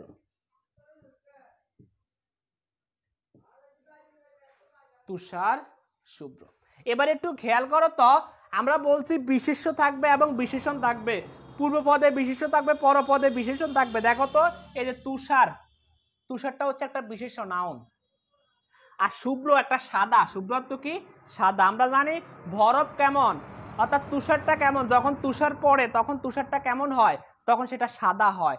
তার মানে দেখো এটা সত্য, এটা কি সত্য। আমরা আবার তোমাদেরকে একটু বলে দেই, পূর্বপদ, পূর্বপদের মধ্যে বিশেষ্য থাকবে এই তো তুষার, তুষারটা কেমন, তুষারটা হচ্ছে সাদা, তাহলে কথাটাও কি সত্য। আর তুষারের রংটা কেমন, এই যে শুভ্র, এটাও সাদা, কথাটা কি সত্য। এবং মাঝখানে কি বসবে, ন্যায়, মাঝখানে কি বসবে, ন্যায়, এই যে মাঝখানে ন্যায় বসেছে, তাহলে তুষার শুভ্র, এই তুষার শুভ্রটা হচ্ছে উপমান কর্মদ্বারয় সমাস। ঠিক আছে, বিষয়টা কি থাকবে স্যার, সত্য হবে। উপমান কর্মধারয়গুলো সমাসের মধ্যে প্রথম পদ থাকবে বিশেষ্য, পরের পদ থাকবে বিশেষণ। খেয়াল রাখতে হবে, প্রথম পদ থাকবে বিশেষ্য, পরের পদ থাকবে বিশেষণ। এই যে প্রথম বিশেষ্য মানে কোনো কিছুর নাম তুষার, আর তার অবস্থাটা কেমন, শুভ্র মানে সাদা, তার মানে দেখো তুষারের রংটা আমরা জানি সবসময় কি হয়, সাদাই হয়, তাহলে এটা কি সত্য। আর এটার ব্যাস বাক্যের মধ্যে মাঝখানে কি থাকবে, ন্যায় থাকবে, এই যে ব্যাস বাক্যের মাঝখানে কি ন্যায়, তাহলে স্যার এখানে তুষার শুভ্র, এই তুষার শুভ্রটা হচ্ছে উপমান কর্মধারয় সমাস। স্যার আরো কয়েকটা উদাহরণ দেই, অরুণের ন্যায় রাঙ্গা, অরুণের ন্যায় রাঙ্গা, অরুণের ন্যায় রাঙ্গা। এখন এটাকে আমরা আদর করে বলি অরুণ রাঙ্গা।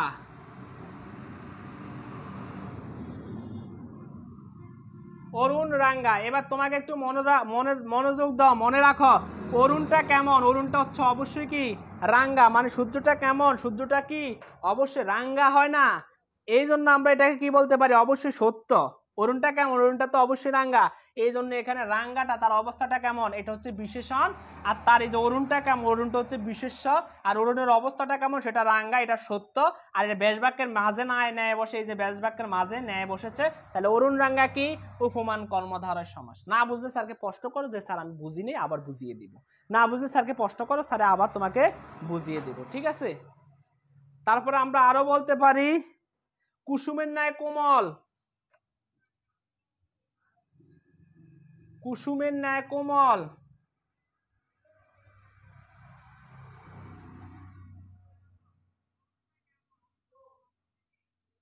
এটা হবে কি স্যার কুসুম কোমল।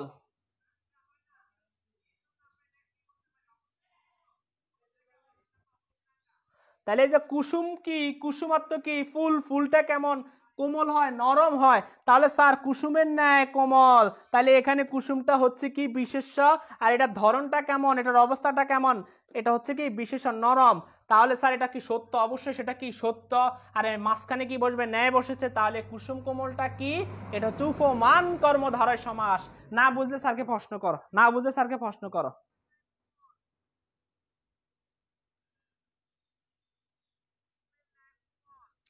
আচ্ছা, ফেইড কোর্স সম্পর্কে যদি কারো জানতে ইচ্ছা হয় যে স্যার আমরা ক্লাসগুলো করে উপকৃত হচ্ছি, কারণ এত এত স্টুডেন্ট পড়তেছে, এত এত স্টুডেন্ট এত বেশি উপকৃত হইতেছে ইনশাল্লাহ কোর্সগুলো করে, এত কম মানে এত কম ডিমান্ডে তোমরা যে সুযোগগুলো পাচ্ছ ইনশাল্লাহ, অবশ্যই আল্লাহ পাকের একটা রহমত। অবশ্যই তোমরা যাদের আর্থিক অবস্থা খারাপ তারাও আমার সাথে যোগাযোগ করবা ইনশাল্লাহ। আর একটা কথা হচ্ছে কি ভর্তি হয়ে যাও, আশা রাখি অনেক উপকৃত হবা, ঠিক আছে স্যার। এই ব্যাপারে বিস্তারিত জানতে আমাকে ইনবক্স করবা। কি লেখে স্যার ভর্তি হতে চাই এটা লিখে, কি লিখবা স্যার ভর্তি হতে চাই এটা লিখলেই হবে, আর বেশি কিছু লেখা লাগবে না, ঠিক আছে। আচ্ছা, তো দেখো কুসুমের ন্যায় কোমল, কুসুম কোমল, অরুণের ন্যায় রাঙ্গা, অরুণ রাঙ্গা, তুষারের ন্যায় শুভ্র, তুষার শুভ্র, এগুলো হচ্ছে স্যার উপমান কর্মধারয় সমাস, ঠিক আছে। এবার তোমরা এটা করবা তো, এই হিম শীতল, এই হিম শীতলটা তোমরা করো, হিম শীতল।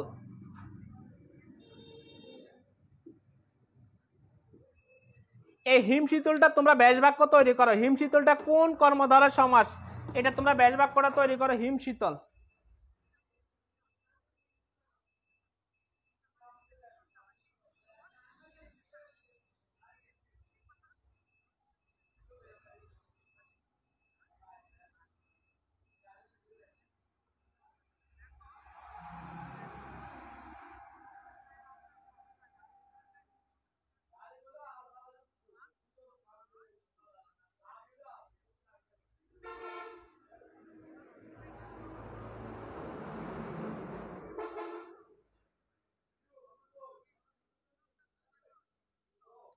হ্যাঁ, এই তো কি বাচ্চারা বুঝে গেছে, এই তো কি আমার কলেজের টুকরারা বুঝে গেছে, যারা আমাকে ভালোবাসে তারা বুঝে গেছে। হ্যাঁ, কারণ হিমের ন্যায় শীতল। আচ্ছা, হিমটা কেমন, হিম অত্যই তো ঠান্ডা, হিমের ন্যায় শীতল, হিমের ন্যায় শীতল, এটা হচ্ছে কি হিম শীতল। তাহলে এই যে মাঝখানে কি বসেছে ন্যায় বসেছে, আর এটা কি অবশ্যই সত্য, আর হিমটা কি বিশেষণটা কি শীতল, তাহলে সব কিছু মিলে হচ্ছে হিম শীতল। বুঝে গেছে এরা, ঠিক আছে। গেল এটা উপমান। এবার আসি উপমিত। উপমিতের মধ্যে দেখো দুইটাই বিশেষ্য থাকবে, পূর্বপদ বিশেষ্য, পরপদ বিশেষ্য। ব্যাস বাক্যের শেষে ন্যায় বসবে। আচ্ছা, এতক্ষণ দেখলাম মাঝখানে বসলো, এবার বসবে কি শেষে।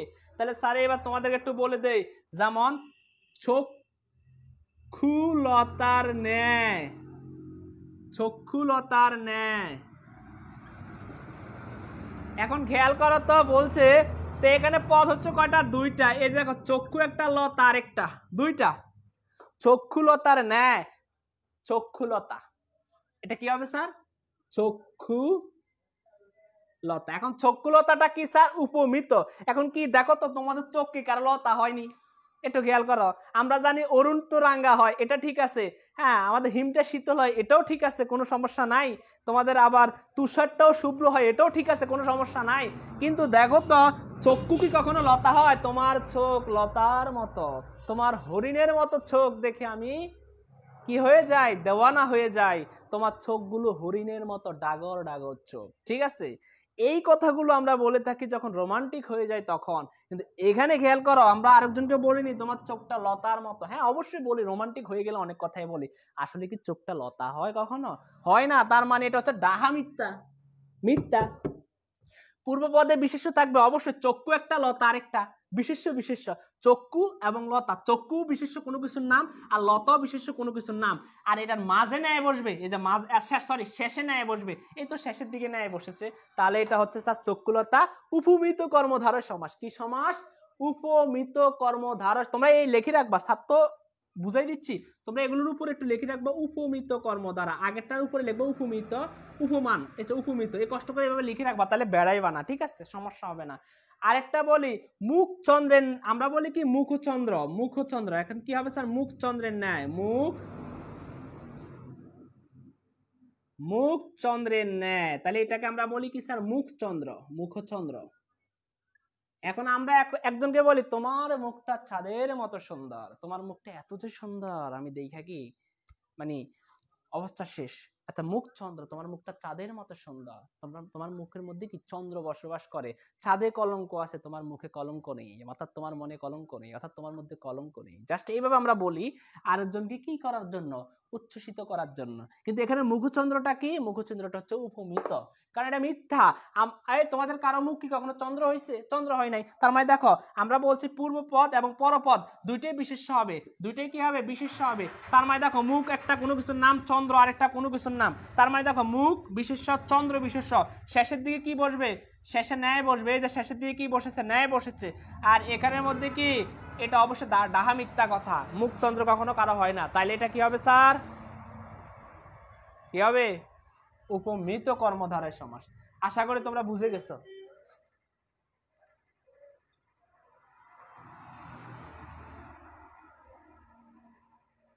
ঠিক আছে,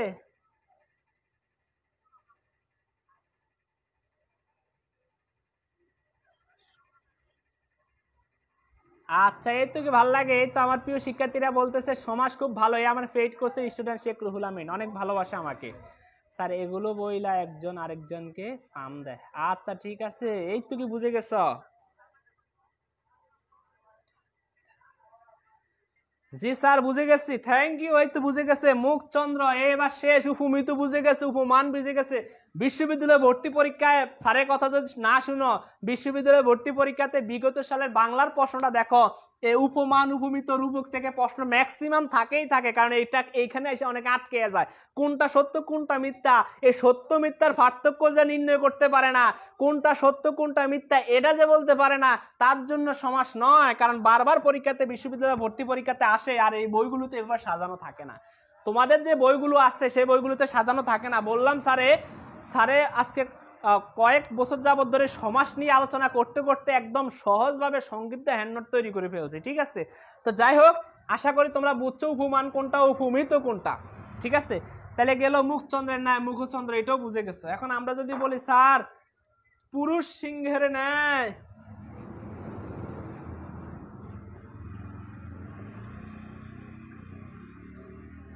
পুরুষ সিংহের ন্যায়, এই দেখো পুরুষ বিশেষ্য, সিংহ বিশেষ্য, বিশেষ্য বিশেষ্য বিশেষ্য মানে, বিশেষ্য মানে হচ্ছে নাউন, পুরুষ নাউন, সিংহ নাউন, এই দুইটাই কিন্তু নাউন। শেষে কি বসবে? ন্যায়, এই তো শেষে ন্যায় বসেছে। আর দেখো পুরুষ কি কখনো সিংহ হইতে পারে? এখানে কিন্তু অনেক মানে ছেলেরা আছে, অনেকে বলে সে সিংহের মতো, সে একটা সিংহ পুরুষ। আসলে কি কখনো সত্য এটা? এটা কি সত্য? এটা আমরা মেটাফরের বেলা ইউজ করি, যেমন বলি হি ইজ আ টাইগার, সে একটা ভাগ, এখানে একটা মেটাফর, এখানে সেটা কি একটা মেটাফর, কারণ আমরা তাকে ভাগের সাথে তুলনা করছি, সে ভাগ নয়, ঠিক আছে? আচ্ছা সে হচ্ছে ভাগের মতো, সে একটা ভাগ। আচ্ছা হি ইজ আ টাইগার, সে একটা ভাগ। আমরা যদি বলি হি ইজ অ্যাজ টাইগার, তাহলে সে ভাগের মতো। এখন একটু খেয়াল করতে হবে, যখন আমরা মত বলি তখন সেটাকে আমরা বলি সিমিলি, এটা আমরা ফিগার অফ স্পিচের বেলা আলোচনা করি। আবার আমরা এটাকে যখন মেটাফর বলি তখন তাকে বলি তুমি একটা ভাগ, তার মানে তাকে বলছি তুমি ভাগ, অথচ সে ভাগ না, ভাগের মতো, মানে ভাগের রূপটা তার মধ্যে দিয়েছি। ঠিক এরকম পুরুষ সিংহ, পুরুষ কি কখনো সিংহ হইতে পারে? পারে না, তাহলে এটা মিথ্যা। আমরা আদর করে বলবো ডাহা মিথ্যা। কি মিথ্যা? ডাহা মিথ্যা, মানে একেবারে মিথ্যা। তাহলে এটা হবে স্যার পুরুষ সিংহ। আর শেষে কি হবে? ন্যায় হবে। এই যে দেখো শেষে কি হয়ে গেছে স্যার? ন্যায় হয়ে গেছে। এই যে এটা কি, আর শেষে ন্যায় বসবে, ন্যায় বসেছে, প্রথমটা বিশেষ্য পরেরটা বিশেষ্য, পুরুষ বিশেষ্য সিংহ বিশেষ্য, শেষে কি ন্যায়, তার মানে চোখ বন্ধ করে বুঝবে এটা উপমিত। এটা কি? উপমিত।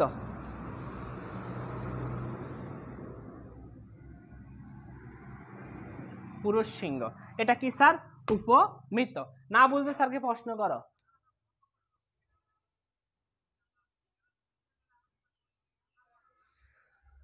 ঠিক আছে?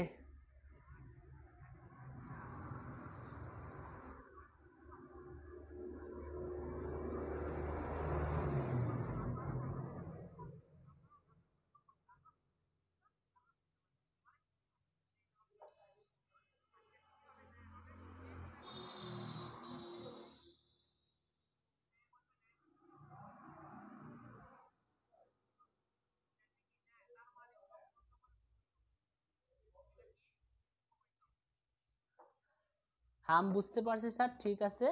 এত পুরুষ বিড়ালের নাই, বিড়াল পুরুষ। আমার যে শয়তান হয়ে গেছে অলরেডি। ঠিক আছে, এ আর লাগবে নি,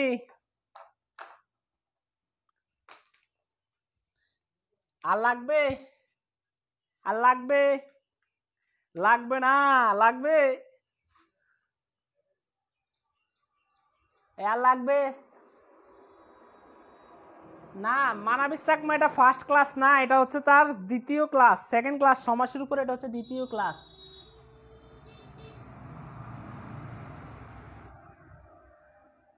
না স্যার, অন্যটা বুঝান। এবার স্যার রূপক কর্মধারা সমাস, রূপক। আচ্ছা, এখানে একটু রূপ থাকবে, তোমাদের অনেকের রূপ আছে। হ্যাঁ, রূপে গুণে তোমরা মহিষী, অনেক রূপ আছে তোমাদের। পূর্ব পদ স্পর্শ করা যাবে না, তার মানে আগের পদ স্পর্শ করা যাবে না। এর আগে আমরা দেখলাম পুরুষকে স্পর্শ করতে পারো, সিংহরও স্পর্শ করতে পারো, পারো না? পারো। দেখো, পূর্ব পদ স্পর্শ করা যাবে না, পরপদ কি স্পর্শ করতে পারবা? আচ্ছা, তাহলে আমার পরপদকে তুমি ধরতে পারবা। ভ্যাস বাক্যের মাঝে রূপ বসবে, আচ্ছা এখানেও আবার রূপ বসবে, তবে সেটা মাঝখানে। তার আগে আমরা ন্যায়, ন্যায় দুইটা জায়গায় কি পাইলাম? ন্যায় পাইলাম। এই উপমানের মধ্যে ন্যায় পাইলাম, উপমিতের মধ্যে ন্যায় পাইলাম। ঠিক আছে, আর এখানে রূপকের মধ্যে বলছে মাঝে রূপ বসবে। কি বসবে? রূপ। আচ্ছা, যার রূপ থাকবে সেই তো রূপক, তাই না? রূপক কর্মধারয় সমাস। তাহলে আমরা যদি বলি স্যার, আমরা কি বলি? মনোরূপ মাঝি। এটা কিন্তু আমি বলতেছি কিন্তু রূপক কর্মধারয় সমাস। অনেকে আবার ভুল করে গুল মেরে ফেলবে, বলবে স্যারে আবার ভুলভাল পড়ায়। রূপক। ঠিক আছে, আমরা কি বলি? মনোরূপ মাঝি, মনোমাঝি। ঠিক আছে। আচ্ছা, এখানে আমার মাঝি বানানটা আমরা মাইকার মা এইভাবে দিতে পারি, মাঝি। ঠিক আছে। আচ্ছা, মনোমাঝি বানানটা একটু তোমরা একটু দেখো তো, স্যারের কি বানানটা ভুল করলাম নি? আচ্ছা, মনোরূপ মাঝি, মনোমাঝি, সমস্যা নাই, তোমরা এটা সংশোধন করে দিবা কোন জ হয়। ঠিক আছে, মনোমাঝি। এই দেখো, এইটা হচ্ছে পূর্বপদ, এটা হচ্ছে পরপদ। বলছে পূর্বপদ স্পর্শ করা যাবে না, এই মনটাকে স্পর্শ করো তো। হ্যাঁ, আমার এইটুকু মন যদি ভেঙে যায়, কি এই মনকে কেউ কি কখনো ধরতে পারে? ধরতে পারে না। মন ধরো, আমার মন ধরো, ধরতে পারবা? ধরতে পারবা না। হ্যাঁ, আমার প্রাণ ধরো, প্রাণ ধরতে পারবা? ধরতে পারবা না। আমার জীবন ধরো, জীবন ধরতে পারবা? ধরতে পারবা না। ঠিক আছে, তাইলে আমরা কি, আমি বলি সংসার, আমার সংসারটা একটু ধরো, এই সংসার চাপ দিয়ে ধরো, ধরতে পারবা?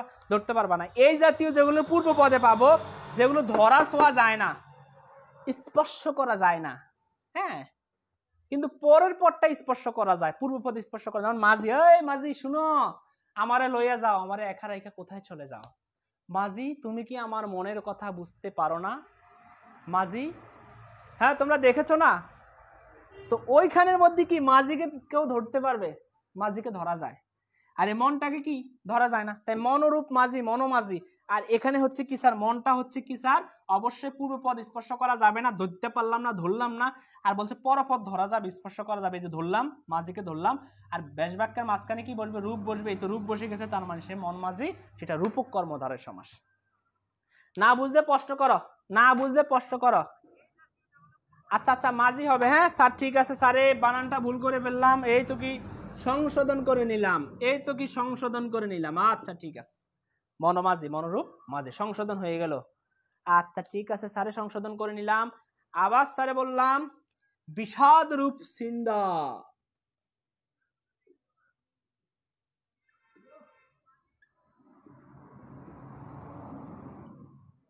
বিষাদ সিন্ধু, বিষাদ সিন্ধু। এবার দেখো তো, বিষাদ সিন্ধু, বিষাদের ন্যায় বিষাদ রূপ সিন্ধু, বিষাদ সিন্ধু। এবার দেখো তো, বিষাদকে ধরো তোমরা, এই ধরো, সাপটি মেরে ধরো, ঘাপটি মেরে ধরো, ধরতে পারবা না, কিন্তু তুমি সিন্ধুকে ধরতে পারবা, ঠিক আছে। তাহলে এই যে বিষাদ সিন্ধু হচ্ছে কি, বিষাদ রূপ সিন্ধু, সেটা হচ্ছে কি তোমার, ঠিক আছে। আচ্ছা, এটা হচ্ছে কি স্যার, রূপক কর্মধারয় সমাস। তোমাদেরকে আরো কয়েকটা বলে দেই, সংসার সাগর, সংসার সাগর, যেমন সংসার রূপ সাগর,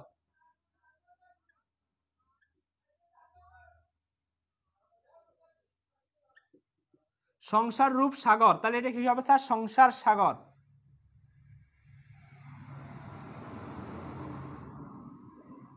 দেখো তো সংসারটা ধরো তো, ধরতে পারবা কেউ, স্পর্শ করো, সংসার আমার ভাল লাগে না, গান আছে না। তাহলে যে সংসারকে কি কেউ কখন ধরতে পারে, ধরতে পারে না, কিন্তু সাগরটাকে ধরতে পারো, সাগরের মধ্যে জাপটি মেরে সাঁতার কাটো। তোমরা বলো না সাগরে সাঁতার কাটতে মানে ভালো লাগে তোমাদের, ঠিক আছে, এই সাগরে তোমরা সাঁতার কাটতে পারো, সাগরকে ধরতে পারো, কিন্তু এই সংসারকে কেউ ধরতে পারে না। তার মানে পরপদকে স্পর্শ করতে পারবা, কিন্তু পূর্বপদকে স্পর্শ করতে পারবা না। তাহলে এই যে সংসার এবং সাগর, এই মাঝখানে কি বসেছে, রূপ বসেছে, তাহলে পূর্বপদকে স্পর্শ করা যাবে না, পরপদকে স্পর্শ করা যাবে, সংসার সাগর, রূপক কর্মধারয় সমাস। না বুঝলে প্রশ্ন করো, এই না বুঝলে প্রশ্ন করো। আচ্ছা, কখনো 1 ঘন্টা হয়ে গেছে।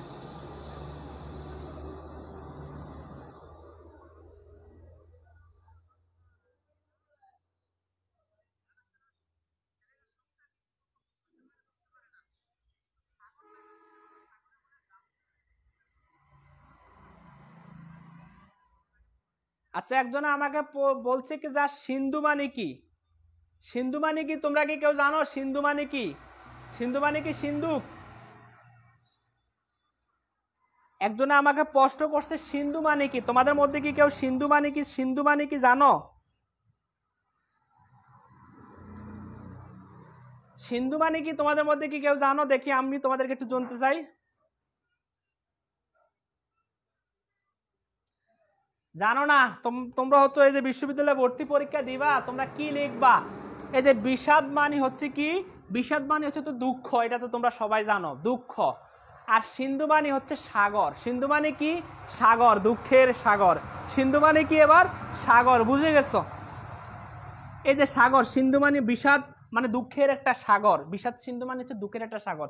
এটা মীর মোশাররফ হোসেনের বিষাদ সিন্ধু তোমরা পড়ো নাই, ইমাম হাসান হোসেনের কারবালার যে প্রান্তরের যে মর্মান্তিক কাহিনী, সেই কাহিনী নিয়ে এখানে এই বিষাদ সিন্ধুটা উপন্যাসটা লেখা হয়েছে। তোমরা যারা পড়ো নাই ইনশাল্লাহ পড়ে নিবা। হ্যাঁ, এটা দুঃখের সেই সাগরটা, ঠিক আছে, বিষাদ সিন্ধু।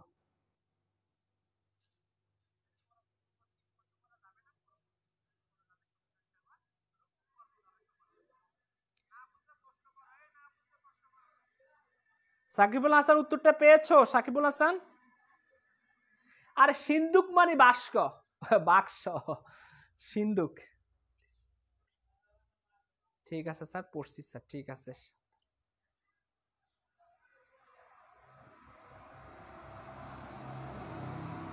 আচ্ছা ঠিক আছে, আশা করি তোমরা বুঝে গেছো, মনোরূপ মাঝি, মনোমাঝি এগুলো বুঝে গেছো, স্যার আর দেব না। বিদ্যারূপ সাগর, বিদ্যাসাগর, কোদ, কোদ রূপ, আচ্ছা এটা না, কোদ রূপ না, সেটা হচ্ছে, ও সরি, বিদ্যা, বিদ্যারূপ সাগর, বিদ্যাসাগর। ঠিক আছে? এই যে বিদ্যারূপ সাগর, বিদ্যাকে ধরো, এই আমার বিদ্যাগুলোকে একটু ধরো তো, পারবানি? পারার কোনো সুযোগ নাই। বিদ্যা এমন একটা জিনিস যেটা দিলে আরো স্ফুটিত হয়, মানে সেটা আরো বেড়ে যায়, এমন একটা জিনিস পৃথিবীতে। তুমি যদি একটা শব্দ শেখো কখনো, একটা শব্দ অন্যকে শেখাই দিবা। তুমি যদি একটা শব্দ কখনো জানো, একটা শব্দ অন্যকে জানিয়ে দিবা। ঠিক আছে? তাহলে তোমার এই বিষয়টা কখনো ভুলবা না মাথা থেকে। তুমি যদি এই ইগো করে রাখো, তোমার যদি একটু অহংকার বোধ থাকে মনের ভিতরে, তাহলে তুমি কিন্তু কখনোই ওই বিষয়টা মনে রাখতে পারবা না। ঠিক আছে? আমি যতটুকু জানি অতটুকু জানিয়ে দেই, কারণ এটা আমি থাকবো না একটা সময়, হ্যাঁ, কিন্তু আমার এই কথাগুলো থেকে যাবে, এক একজনের অন্তরে সেগুলো থেকে যাবে। ঠিক আছে? সো এই জন্য তোমরা যে এইটা জানবা, তুমি যদি একটা শব্দ শেখো অন্যকেও শেখাবা। ঠিক আছে? এতে করে কি তোমার বিদ্যা আরো বেড়ে যাবে। বিদ্যা যত বেশি দান করবে তত বেশি কি বিদ্যা বেড়ে যাবে। ঠিক আছে? হিংসা বিদ্বেষ করে নয়, হিংসা করা যাবে না। ঠিক আছে? অনলাইনে আমাকে নিয়ে অনেকে হিংসা করে, এই অনলাইন জগৎটা আমাকে নিয়ে অনেকে অনেকভাবে হিংসা করে, কিন্তু হিংসা করা যাবে না। ঠিক আছে? কারণ যারা আমাকে ভালোবাসে আমি তাদেরকে নিয়েই ব্যস্ত, যারা আমাকে হিংসা করে, আমার বিরুদ্ধে প্রোপাগান্ডা চালায়, আমি তাদেরকে মানে দেওয়ার মতো আমার সময় নেই, আই হ্যাভ নো টাইম। ঠিক আছে? খেয়াল করতে হবে তোমাকে, যে তোমাকে সবসময় তোমার বিরুদ্ধচারণ করে, তোমার বিরুদ্ধে কাজ করে, তাকে তোমার দেওয়ার মতো সময় নেই। তোমাকে যে ভালোবাসবে তাকে নিয়ে তুমি ব্যস্ত থাকবা। ঠিক আছে? এতে করে তোমার কি হবে, তোমার সকল দিক থেকে কল্যাণ হবে। ঠিক আছে? আর নিন্দা করা যাবে না। হ্যাঁ, আর অনেকে নিন্দা করে যারা, তাদেরকে আমরা ভালোবাসি, কারণ আমরা সবাইকে ভালোবাসতে হবে, আমরা মানুষ, সবাইকে ভালোবাসতে হবে। নিন্দু করে বাসি আমি সবার চেয়ে কি ভালো, অর্থাৎ ভালোবাসতে হবে। ঠিক আছে? ভালোবাসা জানতে হবে। মোহনরূপবাসী, মোহনবাসী, ঠিক আছে স্যার। আচ্ছা, ম্লানত্ব মলিন, ঠিক আছে স্যার। এটা স্যার, আচ্ছা, ভবরূপ মাঝি স্যার, সাউন্ড বাড়ান।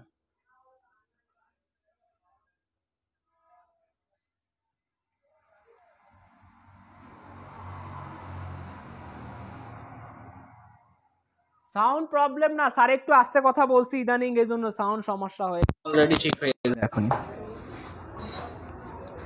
ঠিক আছে স্যার, সাউন্ড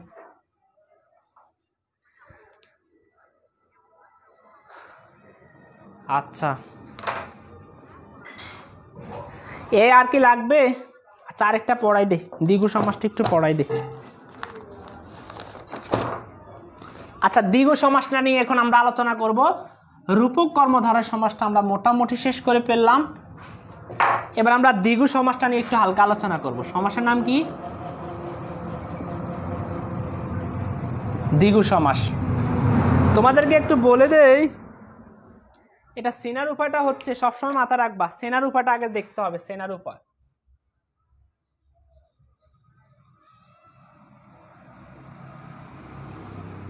এখনো সাউন্ড সমস্যা? আচ্ছা, সেনার উপায়টা হচ্ছে, দেখো, দ্বিগু সমাসটা আমরা সেনবো কয়েকভাবে, যেমন পূর্বপদের সংখ্যা থাকবে,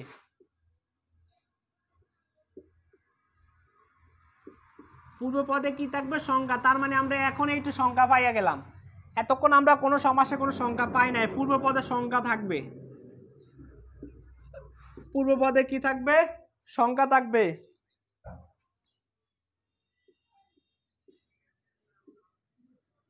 ব্যাস বাক্যের মাঝে সমাহার থাকবে, ব্যাস বাক্যের শেষে, শেষে স্যার ভুল বলছি, শেষে সমাহার থাকবে। পরপদের অর্থ প্রাধান্য পাবে। দেখো, এই পরপদের অর্থ প্রাধান্য পাইছে আমরা কাকে কাকে পাইছি? দ্বিগু সমাস, কর্মধারয় সমাস পরপদের অর্থ প্রাধান্য পায়, পরপদের অর্থ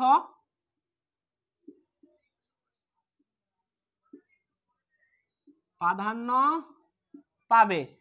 এবার স্যার একটু বলি, বলছে পূর্বপদে কি থাকবে? সংখ্যা থাকবে, যেমন 4 রাস্তার মোড়, 4 রাস্তার সমাহার কি হবে স্যার? চৌরাস্তা। 4 রাস্তার সমাহার চৌরাস্তা। দেখো তো পূর্বপদে কি থাকবে? এই যে দেখো পূর্বপদ, এই পূর্বপদে কি থাকবে? সংখ্যা, আর শেষে কি থাকবে? সমাহার। তাহলে আমরা কি পেলাম স্যার? চৌরাস্তা। 4 রাস্তার সমাহার চৌরাস্তা। ঠিক আছে? আবার আমরা পাইলাম 4 অঙ্গের সমাহার চতুরঙ্গ, 4 অঙ্গের সমাহার, এই যে 4, এই 4 দ্বারা আমরা কি পেলাম? 4 দ্বারা সংখ্যা, তার মানে যে পূর্ব পদে কি থাকবে, সংখ্যা থাকবে, এই তো সংখ্যা পেয়ে গেলাম। আর শেষে কি থাকবে, সমাহার, এই তো সমাহার পেলাম। তাহলে এটা আমরা কি বলবো, চতুরঙ্গ। চতুরঙ্গ, 4 অঙ্গের সমাহার চতুরঙ্গ। ঠিক আছে, বলবো চতুরঙ্গ কোন সমাস, দ্বিগু সমাস। কারণ চতু মানে 4, চৌরাস্তা মানে 4টা রাস্তা, 4টা রাস্তার মিলনস্থল। যেমন 3 ভুজের সমাহার ত্রিভুজ, অর্থাৎ ত্রিভুজের সমাহার। ত্রি মানে 3, এটা জানো, ত্রি মানে 3, ত্রিভুজের সমাহার, এটা হবে আমরা কি ত্রিভুজ। 3 ভুজের সমাহার ত্রিভুজ। যেমন স্যারে আবার যদি বলি 3 পদের সমাহার অথবা ত্রিপদের সমাহার, ত্রিপদের সমাহার।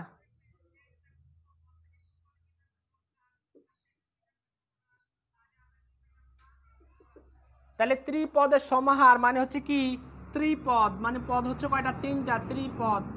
না বুঝলে স্যারকে প্রশ্ন করো, দ্বিগু সমাসের স্ক্রিনশট নেওয়ার প্রয়োজন, যাদের স্ক্রিনশট নিয়ে নাও।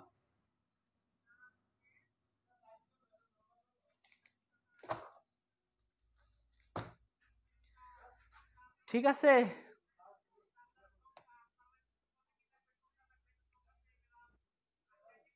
না বুঝলে প্রশ্ন করো। আচ্ছা, রেদওয়ান হৃদয় খুব ভালো রেসপন্স করে, ছেলেটা অনেক ভালো। রেদওয়ান হৃদয়, তুমি কষ্ট করে আমাকে ইনবক্সে নক করবা। যারা একটু ভালো মতো রেসপন্স করে তাদেরকে আমি অনেক বেশি ভালোবাসি। ঠিক আছে স্যার, আচ্ছা ঠিক আছে। রাকিতা রাফানা, আচ্ছা ত্রিপদী, আচ্ছা ঠিক আছে স্যার, ত্রিপদী বুঝছি স্যার, আচ্ছা ঠিক আছে। স্ক্রিনশট নিছো তোমরা, নিলে নিয়ে নাও। ঠিক স্যারে আরেকটা বলি, আরো কয়েকটা লেখাই তোমাদেরকে। যেমন এগুলো পরীক্ষাতে আসে, ষড়ঋতু আসে, 6 ঋতুর সমাহার, ষড়ঋতু আসে।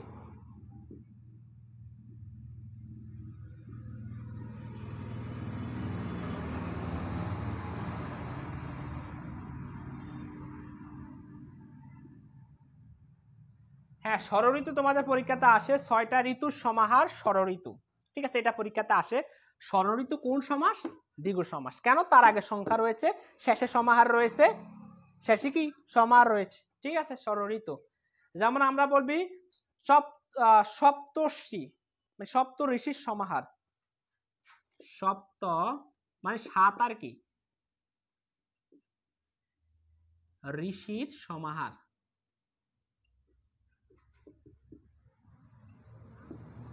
সপ্তর্ষি। ঠিক আছে, আবার আমরা বলতে পারি নবরত্ন। নব মানে হচ্ছে 9, 9 রত্নের সমাহার।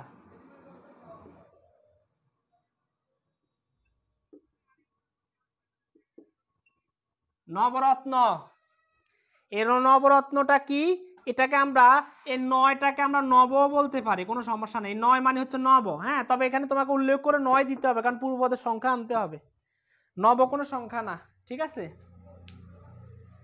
এই দ্বিগু সমাসটা বুঝছো কিনা, এটা কোনো প্রকারভেদ নাই, একদম সহজ। বুঝছি স্যার, হ্যাঁ, শতাব্দী। 3 নাম্বারটা কি, সপ্ত ঋষি সমাহার, সপ্তর্ষি। হয় না, কি হবে এটা,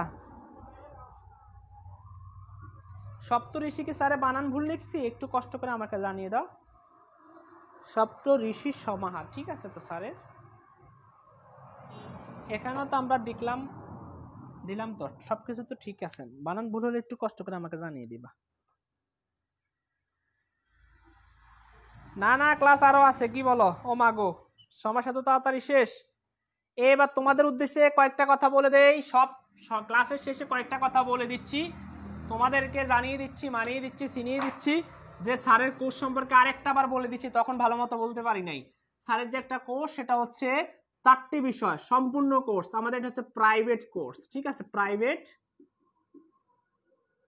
কোর্স। এখানে আমাদের কি কি সাবজেক্ট পড়ানো হবে, Bangla second,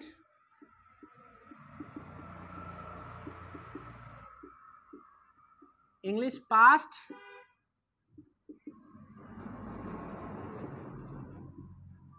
English second, ICT. তাহলে প্রাইভেট কোর্সের মধ্যে আমরা কি কি পড়াবো? Bangla second paper, English first paper, English second paper, ICT. যারা 2021 সালের পরীক্ষার্থী রয়েছে, যাদের পরীক্ষা একেবারে সন্নিকটে, এবং যারা 2022 সালের পরীক্ষার্থী রয়েছে, সুযোগ সবার জন্য বারবার আসে না, সুযোগ একবারই আসে।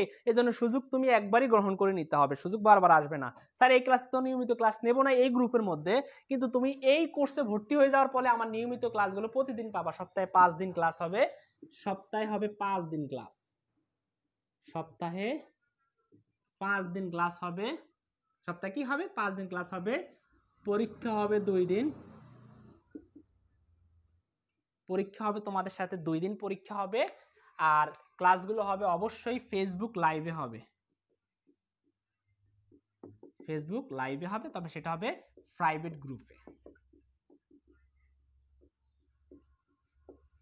প্রাইভেট গ্রুপে পরীক্ষাগুলো হবে ইনশাল্লাহ। ঠিক আছে, এখানের মধ্যে এই কোর্সের মাধ্যমে তুমি বাংলা একদম শুরু থেকে শেষ পর্যন্ত পড়ার সুযোগ পাচ্ছ, এবং হ্যান্ডনোটগুলো পাচ্ছ, এবং সাথে পিডিএফগুলো পেয়ে যাচ্ছ।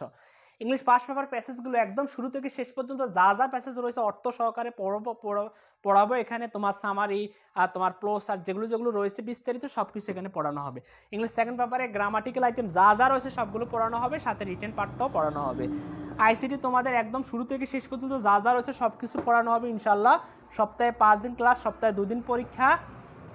অবশ্যই ক্লাসের সংখ্যা হবে 90টারও বেশি, ক্লাস সংখ্যা, ক্লাস হবে 90টিরও অধিক। ঠিক আছে, ক্লাসগুলো হবে 90টিরও অধিক। এক একটা ক্লাস 1 ঘন্টা 30 মিনিট। ঠিক আছে, আমাদের এর জন্য কোর্স ফি হচ্ছে 600 টাকা একবারই। এই 4টা সাবজেক্টের জন্য তোমাকে একবারই 600 টাকা পে করতে হবে। একবারই 600 টাকা দিয়ে তুমি এই কোর্সটা করতে পারবা ইনশাল্লাহ। অবশ্যই অনেক বেশি উপকৃত হবা, ক্লাসগুলো অনেক ভালো মতো বুঝতে পারবা, অনেক কিছু শিখতে পারবা ইনশাল্লাহ আশা করি। তো আর আমার সাথে যোগাযোগ করার ঠিকানাটা স্যার একটু বলে দেই, তোমাদের একটু জানিয়ে দেই স্যারের সাথে কিভাবে যোগাযোগ করবা। স্যারের এই ফোন নাম্বারটা একটু কালার কলম দিয়ে লিখে দেই।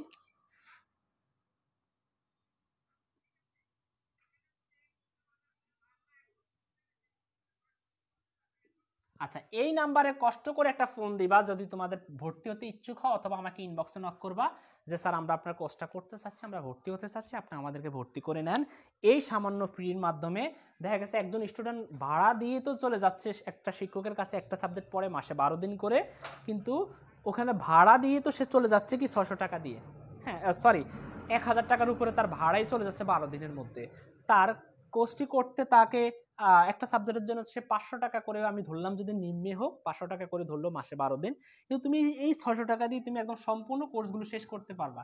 এক্ষেত্রে অন্য কোনো শিক্ষকের কাছে যেতে পারবা না। আমাদের ক্লাসগুলো রেকর্ড থাকবে, ক্লাসগুলো ভিডিও করা থাকবে, এগুলো তুমি দেখতে পারবা, লাইভে তো ক্লাস দেখবাই, যদি কোনো কারণে না দেখতে পারো এগুলো দেখতে পারবা, পরে হ্যান্ড নোট করতে পারবা। তোমাদেরকে একটা নিয়মের মধ্যে রাখা হবে, তোমাদেরকে একটা পড়াশোনার মধ্যে রাখা হবে ইনশাল্লাহ। তা আশা করি এই সুযোগটা তোমরা মিস করবা না, কারণ সুযোগ সবসময় আসবে না, সুযোগ একবারই তোমার সামনে এসে ধরা দিবে। সেই সুযোগটাকে যদি তুমি মনে করো যে স্যার অনেক টাকা, এত টাকা, হ্যাঁ তুমি যদি কিছু শিখতে চাও, কিছু যদি শেখার কামনা বাসনা থাকে যে স্যার আমরা ভালো কিছু করতেছি, আমাকে ভালো একটা জায়গায় যেতে হবে, আমাকে 5 অক্সফোর্ডে পৌঁছাতে হবে ইনশাল্লাহ, তাহলে অবশ্যই তুমি এই কোর্সে ভর্তি হয়ে যেতে পারো। অনেক কিছু শিখতে পারবা, তোমার যতটুকু দরকার, যতটুকু তোমার প্রয়োজন তৃপ্তি সহকারে পড়তে পারবা ইনশাল্লাহ। আশা করি তোমার কখনোই তুমি পিছপা হবা না। ঠিক আছে, যদি কিছু শিখতে চাও যে স্যার আপনার কাছে আমরা বাংলা, ইংলিশ, আইসিটি এগুলো সব কিছু শিখবো, আপনার কোর্সে ভর্তি হয়ে ইনশাল্লাহ অবশ্যই ভর্তি হতে পারবো। এবং সার্বক্ষণিক আমি তোমাদেরকে একটা গাইডলাইনের মধ্যে রাখবো। সার্বক্ষণিক তোমাদের স্বপ্ন যেটা রয়েছে সেই স্বপ্নটাকে বাস্তবায়ন করার জন্য যে লক্ষ্য রয়েছে সেই লক্ষ্যে সবসময় তোমাদেরকে পৌঁছিয়ে দেওয়ার জন্য আমি সবসময় চেষ্টা করবো। ঠিক আছে, তো সবাই, আর কারো কোনো প্রশ্ন আছে বলো?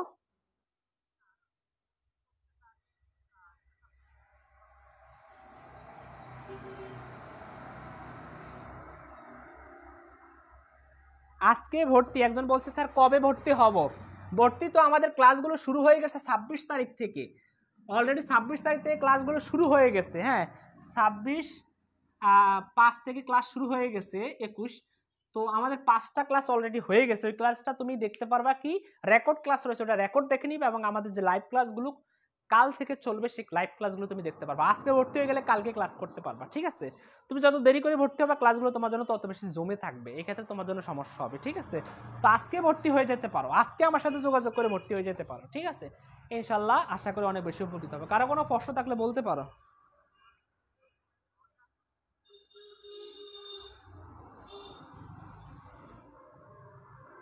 ঠিক আছে, শেষ মুহূর্তে মাত্র কারেন্ট আসছে এখন।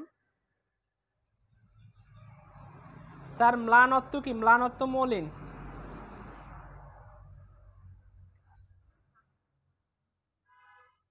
তোমরা ইনবক্সে নক করো, কারো কিছু জানার থাকলে ইনবক্সে নক করবা, ঠিক আছে? স্যার সরে যাচ্ছি, হ্যাঁ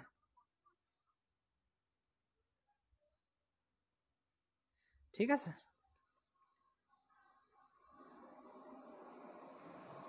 কারো কোনো প্রশ্ন আছে প্রিয় শিক্ষার্থীরা? কারো কোনো প্রশ্ন আছে? হ্যাঁ, আমার এই নাম্বারে ফোন দিবা, ফোন দিয়ে আমার সাথে সরাসরি কথা বলবা। কেউ যদি ভর্তি হতে চাও ভর্তির ব্যাপারে আমার সাথে সরাসরি কথা বলবা যে স্যার আমি ভর্তি হতে চাই, আপনি আমাকে ভর্তি করিয়ে নেন, ঠিক আছে? ইনশাল্লাহ। ইংলিশ সেকেন্ড পেপারের এই গ্রুপে অ্যানাউন্সমেন্টে, এই সজীব এই গ্রুপের অ্যানাউন্সমেন্টে দেখো, এই গ্রুপের অ্যানাউন্সমেন্টে দেখো ইংলিশ সেকেন্ড পেপারে বেশ কয়েকটা ক্লাস নিয়েছি, মডিফায়ারের প্রায় 3টার উপরে ক্লাস নিয়েছি। মডিফায়ারের কষ্ট করে একটু দেখে নাও, স্পেশাল ইউজের ক্লাস নিয়েছি, কষ্ট করে একটু দেখে নাও, অথবা আমার ইউটিউব চ্যানেলটা ভিজিট করো, সেখানে আমার অনেকগুলো ক্লাস পাবে, সেগুলো দেখে নাও, ঠিক আছে? কারো কোনো প্রশ্ন থাকলে বলতে পারো।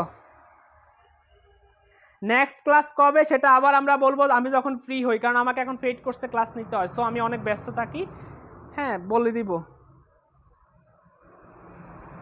আচ্ছা, যারা যারা প্রথম থেকে শেষ পর্যন্ত ছিলা, একদম শুরু থেকে শেষ পর্যন্ত ছিলা, তাদের জন্য আলহামদুলিল্লাহ আমি অনেক বেশি দোয়া করি, অনেক বেশি আমার অন্তরের অন্তঃস্থল থেকে। কারণ একজন শিক্ষক যে প্রকৃত শিক্ষক, সে যদি কারোর জন্য দোয়া করে, আমি জানি না আমি প্রকৃত শিক্ষক কিনা, তবে আমার অন্তরের অন্তঃস্থল থেকে তোমাদের জন্য দোয়া করবো, আল্লাহ যেন তোমাদের মনের আশাগুলো পূরণ করেন, যেন তোমাদের মনের আশাগুলো পূরণ হয়, যেন তুমি তোমার সেই কাঙ্ক্ষিত লক্ষ্যে পৌঁছাতে পারো, ঠিক আছে? অবশ্যই আমার এই অন্তর থেকে, এই মন থেকে আমি তোমাদের জন্য দোয়া করব, ঠিক আছে? অবশ্যই ইনশাল্লাহ তোমরা শেষ পর্যন্ত পৌঁছাতে পারবা। হ্যাঁ, এটা 22 সালের জন্যই তো, 22 সাল এবং 21 সাল উভয়ের জন্য। আলহামদুলিল্লাহ। স্যার আজকের ক্লাসটা তোমাদের কেমন লাগলো একটু কষ্ট করে একটু বলে দাও। অনল মানে হচ্ছে আগুন, অনল মানে হচ্ছে কি? আগুন।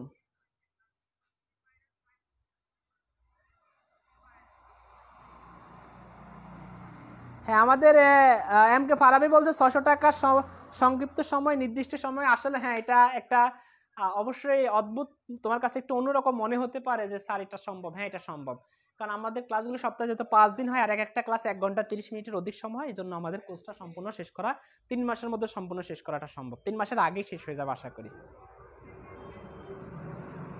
আলহামদুলিল্লাহ স্যার, আমিও ছিলাম স্যার, ইনশাল্লাহ যারা যারা ছিল সবাই। আচ্ছা সাদিয়া ইসলাম, তুমি আমাকে ইনবক্স করো অথবা নক করো, ঠিক আছে? অনেক ভালো লাগছে, থ্যাংক ইউ স্যার আরো সুন্দর করে বোঝানোর জন্য, ঠিক আছে? আমিন স্যার, খুবই ভালো হয়েছে স্যার, ইনশাল্লাহ অনেক ভালো হয়েছে। ঠিক আছে, সবাই ভালো থাকবা, নিজেদের প্রতি খেয়াল রাখবা। অবশ্যই তোমাদেরকে আমি অনেক বেশি ভালোবাসি, আবার চলে আসবো ফ্রি ক্লাস নিয়ে। যদি আগামীকালকে সুযোগ পাই তাহলে আগামীকাল একটা ক্লাস নিয়ে তোমাদের সাথে হাজির হয়ে যাবো, ঠিক আছে? সবাই ভালো থাকবা, সুস্থ থাকবা, আল্লাহ হাফেজ, আসসালামু আলাইকুম রহমতুল্লাহ।